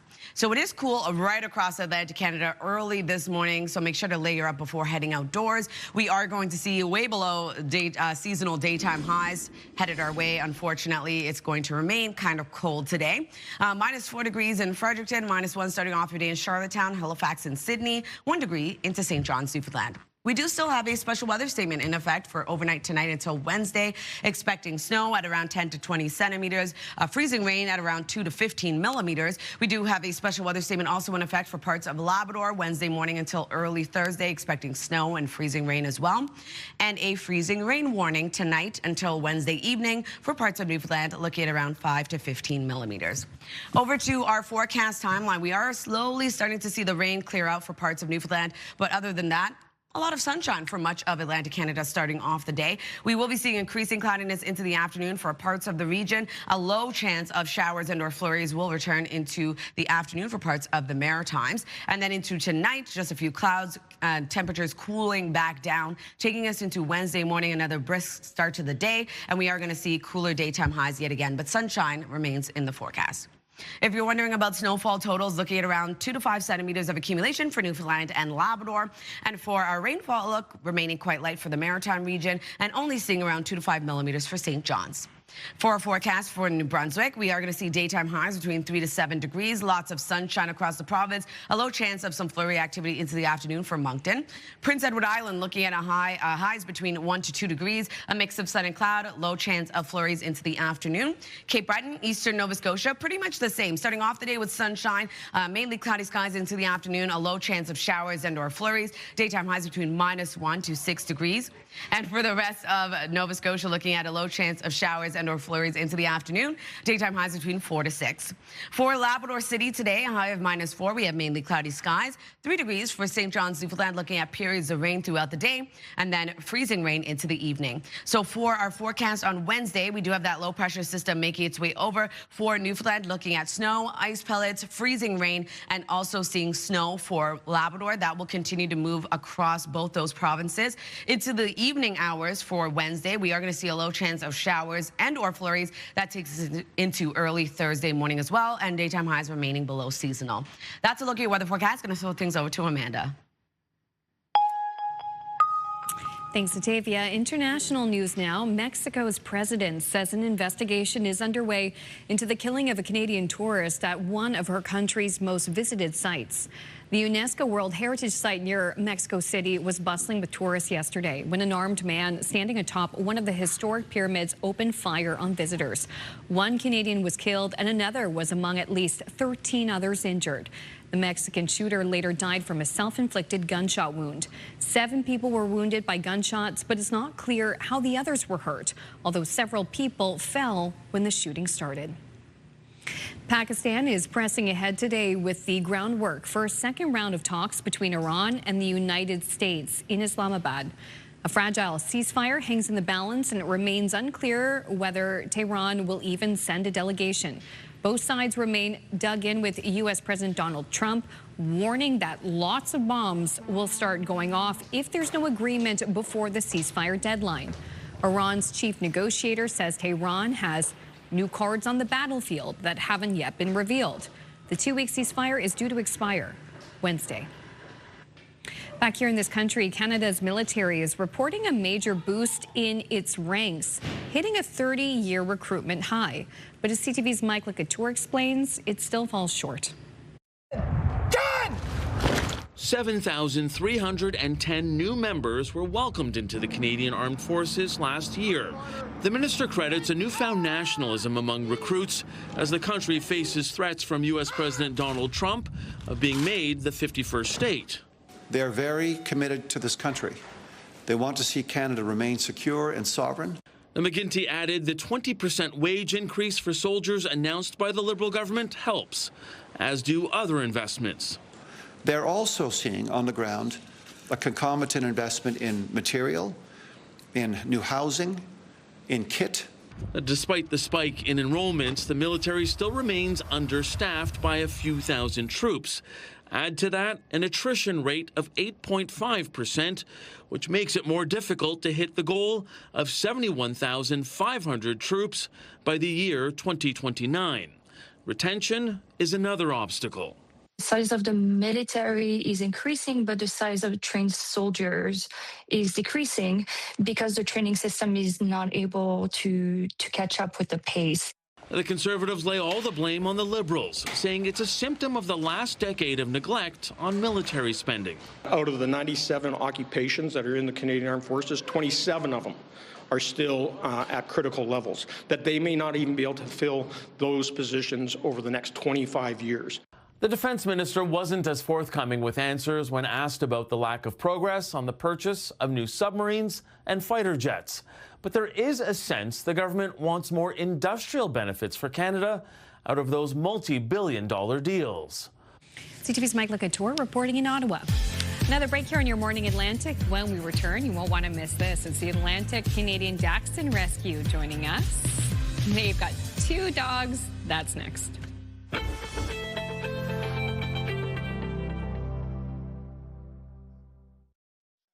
Move Mornings with Aaron and Peter. Weekday mornings on Move 100. The most fun in the morning. And home of the $1,000 minute.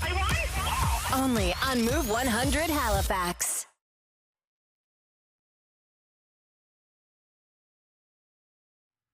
Welcome back.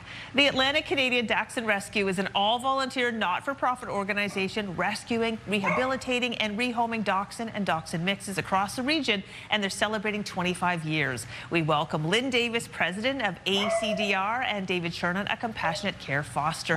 Good morning to you both. Good morning. Good morning. Well, let us introduce the dogs. First of all, you have a wonderful dog with a with a fantastic name. What's this dog's name? Her name is Ushka Baha, which is Gaelic for whiskey, and it means water of life. Water of life. Oh my gosh, she's the softest little girl I've ever had a chance to pet. She's little. Little. How old She's is she? 6.5 months, and she weighs a whopping 5.2 pounds. Oh my goodness, 5.2 pounds. And she's a special kind of dachshund. She's a dapple? She's a double dapple. Double dapple. So that means that she got 2 dominant genes of the Merle coat, which causes blindness, deafness, or both in the dogs that are born with it. And she has what's called microphthalmia, which if you look at her left eye, her iris is actually below center, and that eye is actually smaller as well. So she has vision issues. Okay, and she probably will only get your estimating, maybe she'll be about 9 pounds. Yes. Okay. Now, does she need a home? She's actually adopted, and that is why. So when she came into care, her name was Minnow. So when her mom picked the Gaelic name, that's why it was Water of Life. Wonderful. Well, that's beautiful. Okay, Frankie really wants to get some attention. So I'm going to come down here to Frankie's level. You'll see why in a second. Frankie, is it okay if I give you a little pat? Yeah, he's so very friendly. So, David, you're a compassionate care foster. Why don't you tell us a little bit about the work that you do? So I take care of Frankie. I take him to all the events. I give him lots of loves. And the rescue pays for his medical treatment because he's not adoptable due to his condition, which is intervertebral disc disease, which is inherent to all Dachshunds. It's part of the same gene that causes their short legs. Okay. Yeah, so because he has this, he has to use this wheelchair to get out and about. Yes. And when you're home, you can take it off and snuggle with Frankie. Yes, and he just scoots around on his front legs like this. He's very cute. He has his legs out. I call him my little seal. Oh my goodness. Well, he is really, really sweet. He's very affectionate. Yes. And how old is Frankie? He is 8 in July, so he's almost 8. He's 7 right now. Oh my goodness. Well, he is a special, special boy. And yeah, tell me a little bit about what Frankie's like when you're at home together. He's very snuggly. He loves to play fetch. And he loves squeaky toys, but he doesn't destroy them. Oh my! He just likes to give it a squeak. It's one of the dogs dachshunds love squeaky toys. Okay, I'm going to give the control a heads up. I'm going to get back up over here and visit our little whiskey for a moment. Ishkabaha, right? Yes. Okay, lovely. So if people wanted to support the Atlantic Dachshund Rescue, how can they do that? Well, they can send an e-transfer to us at our email address, dachsrescue.ns@gmail.com. They can also donate online on our website. It's via Zephy, which is an online payment platform. And they can also foster, volunteer. We're never going to turn anybody away who wants to help. And then there's also corporate sponsorship. We would love to be able to have corporations sponsor us. We are a registered charity, which means we can offer tax receipts. Wonderful. We're obviously doing something right. You've been around for 25 years. What is it about the dachshund breed that just makes you love them so much? You mean not just because they're cuddly and cute? Oh, they are cute. I've never met two with the same personality. They're so different, so loving, very loyal. They're very loyal. Very loyal. Yeah. Well, they are lovely, and even Frankie is 8 years old. Softest fur. It's lovely. Oh, my short goodness. Hairs, yeah. Well, and yeah, the long hairs. I've never pet a long hair, but they're fluffy. Oh, yeah, they wonderful. They shed so much. They shed. He has a long hair as well. Yeah. Sunshine. Oh, you do? Sunshine. Yeah. Oh, and my then we goodness. have wire hair as well. Wire hair, too? Yeah. So many dachshunds. Yeah. 3 different types, more than 17 coats, but 17 of them are recognized. Wonderful. All right, well, if you love dachshunds and you have room in your heart to support them in some way, maybe foster or donate if you're able, well, we put their website for the Atlantic Dachshund Rescue on ours. It's now 8:27. We're going to turn our attention over to Batavia for a 3-day. How am I supposed to do anything now? All right. We're going to talk about the 3-day forecast for New Brunswick. Lots of sunshine today with a high of 6, 9 degrees on Wednesday. We do have some isolated showers for parts of the province. Evening flurries, 60% chance of showers on Thursday, a high of 7.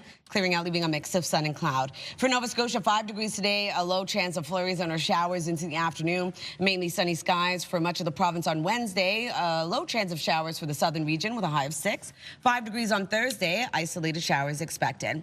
Prince Edward Island, 2 degrees today. Lots of sunshine with a low chance of flurries into the afternoon. Mainly sunny on Wednesday with a high of 3. 7 degrees on Thursday with a mix of sun and cloud.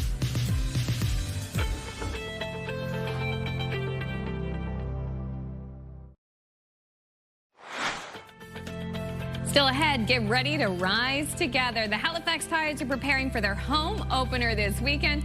We'll find out how practice is going and also give you the opportunity to win tickets to see them in action. That's coming up in 15 minutes here on the Tuesday edition of Your Morning Atlantic.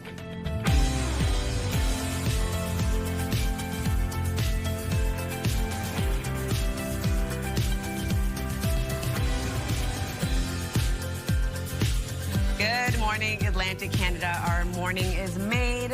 Those are the cutest little babies I've ever seen. I know. Little Dachshunds. Frankie adorable. Lots to say. I know. Frankie, Oh, yeah. I was He's owning like his down moment. here. Exactly. Owning his moment. Yeah, that's true. I like when the segment started. You could hear Frankie. Couldn't quite see him. Yeah, exactly. Yeah, Exactly. not quite yet. But and we still have so much more coming up on the show. We've got the Halifax Tides. Yes. Another sign of spring. They've got their home opener this weekend. Look at the sun shining in Baccarat Point. Yeah, I'm hoping we get some sunshine on the weekend as well. But as you can see here, beautiful sunny start to your day for much of the region, but it is cold outside. Keep that in mind early this morning. Feeling quite brisk. We are going to see temperatures rise, but still remaining way below seasonal for much of our daytime highs. -1 starting off your day in Halifax, Sydney, and Charlottetown. -4 in Fredericton. -8 degrees in Happy Valley, Goose Bay, and -3 in Corner Brook. Taking a look at that wind chill factoring in early this morning across the Maritime region as well as into Newfoundland and Labrador. A special weather statement currently in effect for Newfoundland. We are going to see overnight tonight until Wednesday, mixed precipitation moving in. Also, much of the same for parts of Labrador, Wednesday morning until early Thursday. We do have a freezing rain warning also in effect for parts of Newfoundland tonight until Wednesday evening. Some active weather in the forecast starting off for day for Newfoundland. We are going to see rain early this morning. We'll see freezing rain into the evening for the Maritime region. Lots of sunshine early in the morning. We do have a low chance of isolated showers and or flurries into the afternoon. In terms of the wind, going to be quite light this afternoon. As of right now, though, 20 kilometers per hour in Sydney and Halifax, 19 in North Cape, Truro, and Canso. And wind gusts getting up to 31 kilometers per hour this morning in St. John, New Brunswick, 28 in Truro. We'll take one last look at your weather coming up, but first, one last look at your local news with Amanda.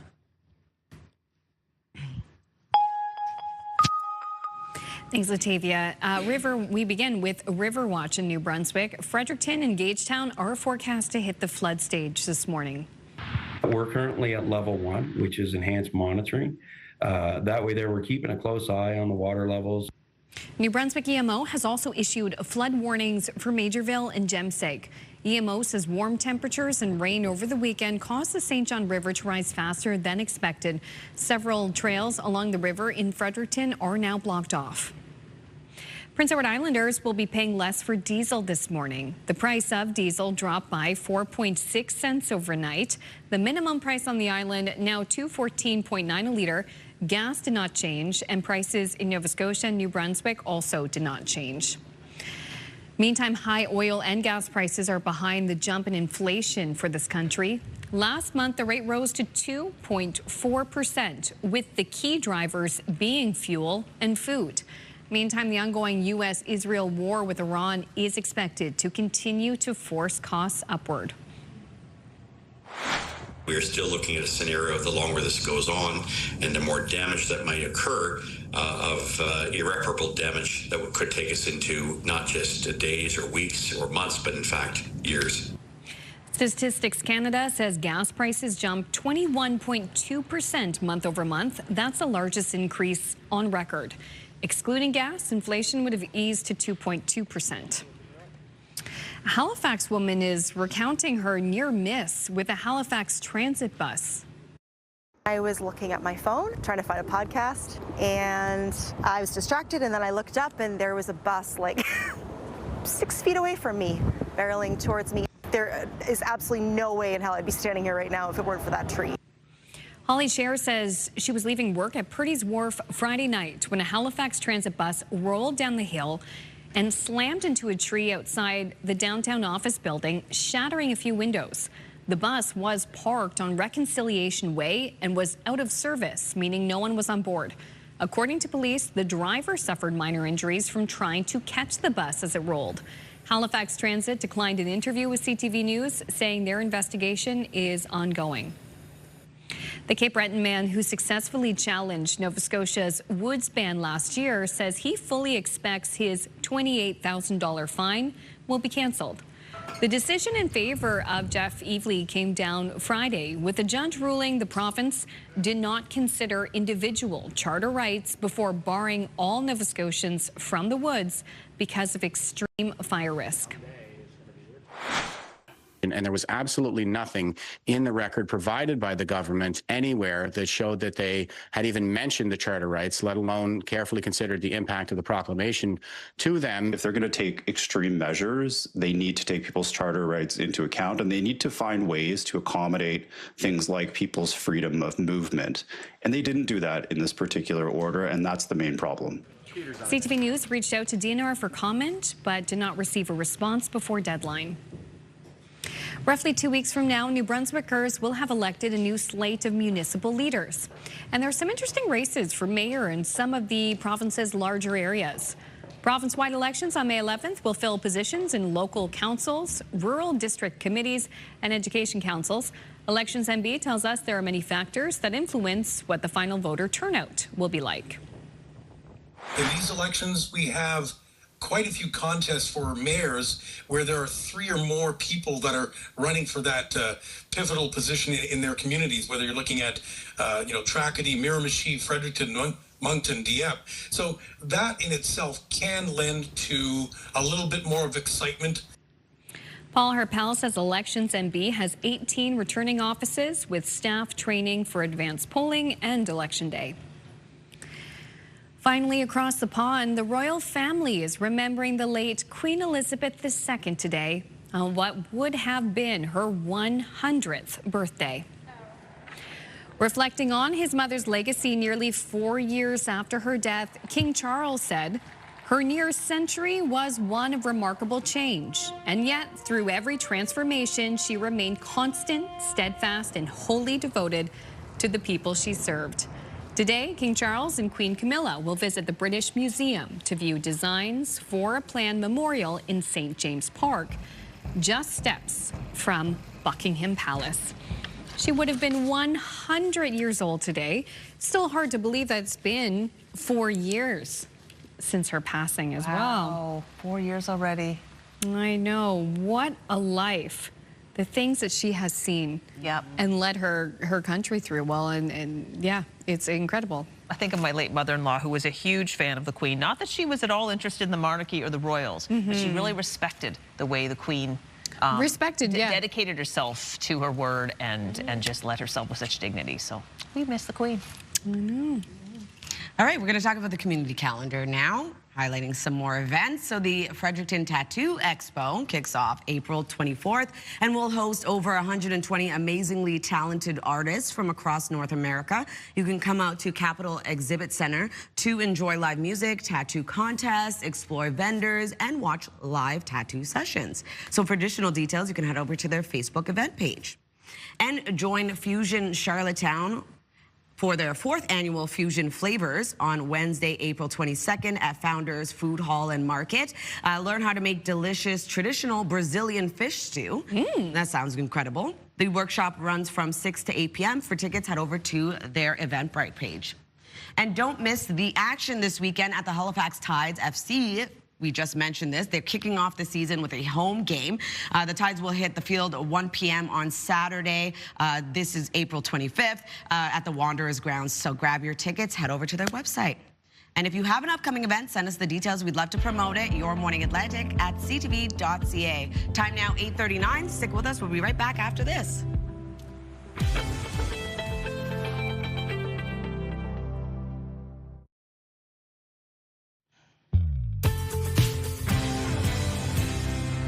A sunny start to the day over in Truro. Welcome back. The time now is 8:42. Sunny but cold early this morning. Currently -1 in your area. Factor in the wind chill and a bit of a breezy wind starting off the day. Make sure to layer up before heading outdoors. We're seeing cooler daytime highs headed our way as well. Below the freezing mark, as you can see here, -4 starting off your day in Fredericton, -1 in Charlottetown, Halifax, and Sydney, -8 degrees over in Happy Valley, Goose Bay, and -3 starting off your day in Corner Brook. We do have a special weather statement in effect for parts of Newfoundland as another low pressure system makes its way overnight tonight until Wednesday, looking at snowfall at around 10 to 20 centimeters and a freezing rain at around 2 to 15 millimeters. We also have a special weather statement in effect for parts of Labrador for Wednesday morning until early Thursday. Going to see that mixed precipitation make its way over. And we do have a freezing rain warning also in effect for parts of Newfoundland tonight until Wednesday evening. So starting off early this morning, we do have periods of rain for parts of Newfoundland, but other than that, lots of sunshine across much of the region. Cooler daytime highs, as I had mentioned, into the afternoon, and we are going to see a low chance of showers and or flurries, around a 30% chance of it happening, return to parts of the Maritime region this afternoon. Into this evening, temperatures start to cool back down below the freezing mark yet again. And into Wednesday's forecast, sunshine returns, but it's going to be a cooler day ahead. We do have a low chance of showers tracking across parts of the region. If you're wondering about snowfall totals, only seeing 2 to 5 centimeters of accumulation for parts of Newfoundland and Labrador. For our rainfall outlook, not seeing any accumulation really for the Maritime region and only seeing 2 to 5 millimeters for St. John's, Newfoundland. For our forecast today for New Brunswick, lots of sunshine across the province. We do have a low chance of flurries for Moncton. Daytime highs will range from 3 to 7 degrees. For Prince Edward Island, a mix of sun and clouds starts off the day. A low chance of some isolated flurries expected into the afternoon. Daytime highs between 1 to 2 degrees. For Cape Breton, eastern Nova Scotia, a mix of sun and cloud with increasing cloudiness into the afternoon. A low chance of showers and or flurries. Daytime highs between -1 to 6 degrees. For the rest of Nova Scotia, a low chance of flurries and or showers expected into the afternoon. Daytime highs between 4 to 6. For Labrador City today, mainly cloudy skies with a high of -4. 3 degrees for St. John's, Newfoundland, looking at periods of rain, transitioning over to freezing rain into the evening. So for Wednesday's forecast, we will be seeing some sunshine, increasing cloudiness for much of the region. Then we have that snow, ice pellets, freezing rain moving into Newfoundland, making its way over to Labrador. And into the evening hours, we are going to see another low pressure system make its way over. Low chance of some isolated showers and or flurries that carries into Thursday's forecast as well. That's a look at your weather. I'm going to throw things over to Crystal. We are in the brand new Players Lounge for the Halifax Tides. And I'm joined now by Julia Benatti, who's an attacking midfielder and new to the team, and Stephen Hart, who's the head coach. So, big day coming up. Home opener, April 25th. Julia, are you ready as a new player? I'm so excited. It's been a long preseason, and we're more than excited to get started this season with the home opener. Yeah, well, you played for Ottawa last year, so that's a whole other conversation we'll get to in a second, but I want to bring head coach Stephen Hart in. Stephen, you joined the team midway through the season last year. What's your approach heading into this brand new season? Well, we made quite a few changes to the squad, and you know, what we thought we would like to do is to sort of have a team that has a lot of flexibility tactically in the player personnel, and I think we've done that, and now it's all about playing the games and trying to get us to gel. Yes. Well, I've had the wonderful opportunity to chat with many of your teammates, Julia, and there does seem to be this real willingness to gel as a team. Do you feel kind of a team spirit already, even though it's early days? I do, and like being on this new team and having different experiences, it's so nice how bonded we are as a team, and I think it's fantastic that like we genuinely like hanging out with each other. We were in England, you're spending almost all day every day together, and instead of going to our rooms, we're like playing cards together in the lobby and hanging out. This is going to be a little interesting because you played for Ottawa. Ottawa is your opponent for the team opener. What is it like? Like, have you ever had that before? You switch teams? Like, how do you even like forget, oh my gosh, that's my old friend? You know, it must feel strange. Yeah, it's definitely a new experience for me, changing teams within a league. But I don't think anything changes. Every game, we're here to win. Every game's important. Layoff shot towards goal. It is. And Ottawa do have the leveler with Benatti. Canada soccer is a small world, so I think I'm just as excited as I am for every single game. So it's cool to see some of my friends. Maybe we can grab a coffee before, but yeah. This game's just as important as any. You're a professional athlete, so that just comes with professionalism. You know, you're there to do a job. So, Stephen, I want to talk about the fan experience. So you have been the head coach for many different teams. You've been, you know, for all over the world, basically. How does the fan experience in Halifax differ from other experiences for watching soccer?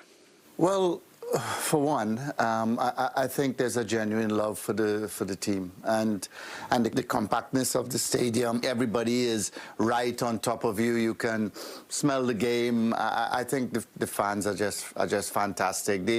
They sort of bring the energy. We depend on them to bring that energy to the team. Yeah, I think it's kind of cool coming from a different team, and it's widely talked about, I think, throughout the league that one of our least favorite things on another team is coming to the Wanderers grounds.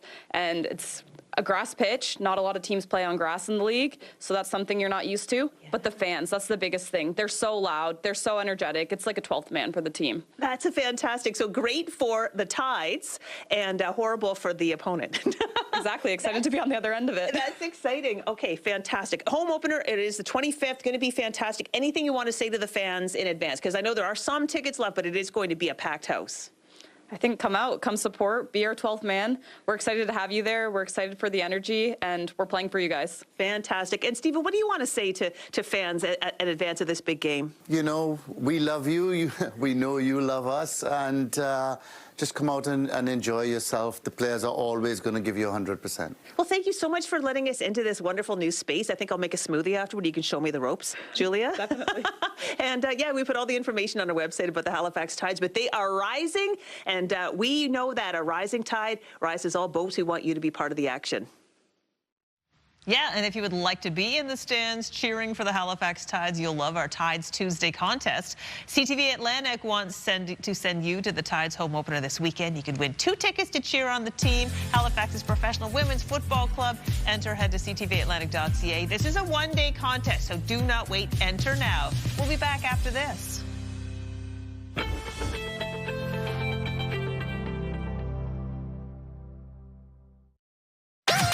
The #1 morning show in Halifax. Turk, Megan, and Amateur Alex. And home to the biggest artists. Halifax's #1 hit music station. 101.3 Virgin Radio.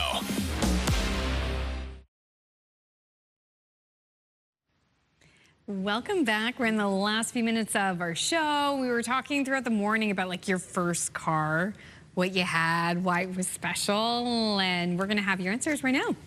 Cindy from Dartmouth. Can't remember the year, but my first car was a Dodge Dart, and it had no floor where my feet were supposed to be, so I had to have the floor replaced. The gas tank was held up with rope because the hangers had broken off. Amazing. Wow. I'd be impressed if it's still out on the road now. Karen from Bible Hill, my first car was a Chevy Nova. Loved that car. Love it. Millie from Fredericton, in 1979, yellow Chevy hatchback. Love that car, but it had a lot of rust. She sent us a photo of what they look like. Oh my gosh, they're so cute. Yeah. Oh, I love that. Cool. She said this one wasn't mine. Mine had more rust. That's fair.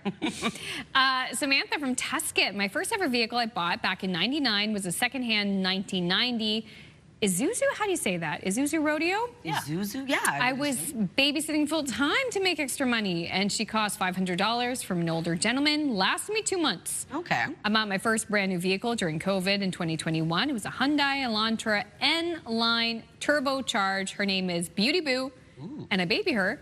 Take such good care of her because we all know vehicles nowadays are very expensive. Yep. And I think she's got a photo here too of her vehicle. Beauty Boo? That's Samantha's. Beauty Boo. Beauty Boo. Beauty Boo is good in the snow. Right? Oh yeah, looking good in there. Also, Nicole from Truro. Mine was a 1982 Ford Zephyr. Yeah. A retired RCMP car. Wow. No radio. We called it the blue box. Could only park it on flat spots because it often wouldn't go in park properly. Oh, boy. Wow, that's car had a story to tell. Next up, Dana from Sydney, 1982 Volkswagen Jetta. What makes it special is that 30 years later, I still drive a Volkswagen. I like a Jetta. Yeah, I hold Volkswagens very close to me.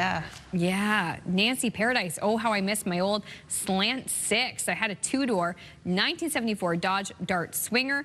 Emerald green with the black top as a first car. So swanky. Never had a problem with it. I just got a newer car and regretted that choice. What a wonderful car it was. Oh, I bet it was a Sounds beauty. like a dream. Bet it was a beauty. Nothing like your first one. LJ from Milton. First car was a midnight blue 1979 Z28 Camaro. Ooh. 350 small block with a 4-barrel and 4-speed. Classic now, but long gone. Oh, that would have been, the ladies would have been turning their heads. Oh, yeah. Gentlemen would have been turning their heads. It was a head turner of a car. It was a head-turning car. Lenore from Pictou, our first vehicle, 1978 in Calgary, was a 1964 International Harvester pickup. It was orange with lime green hubcaps. Well, that would have been a sight to see. Yeah. Don't you kind of wish like cars nowadays were a bit more colorful? Mm-hmm. Right? Yeah. Classy. Anyways, thank you to everyone who sent us a message because we love to read them. We also had a viewer send us a picture of their Dachshund because we had a Dachshund rescue on around 8:15, and they sent us a picture of their pup when it was a puppy and in their senior years. Yeah, so we love to hear you. Absolutely. We have time for one last little nugget, okay? There's a trend going around on social media where people try to imitate birds dancing. Well, here's one set to a tune for Latavia.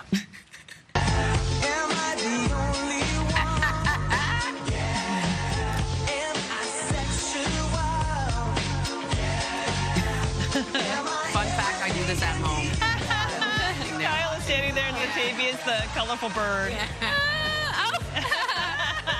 Looks over like, maybe. Yeah, I think that the husband's character needs to do more side eye while the yellow and green bird is dancing. Yeah, the head.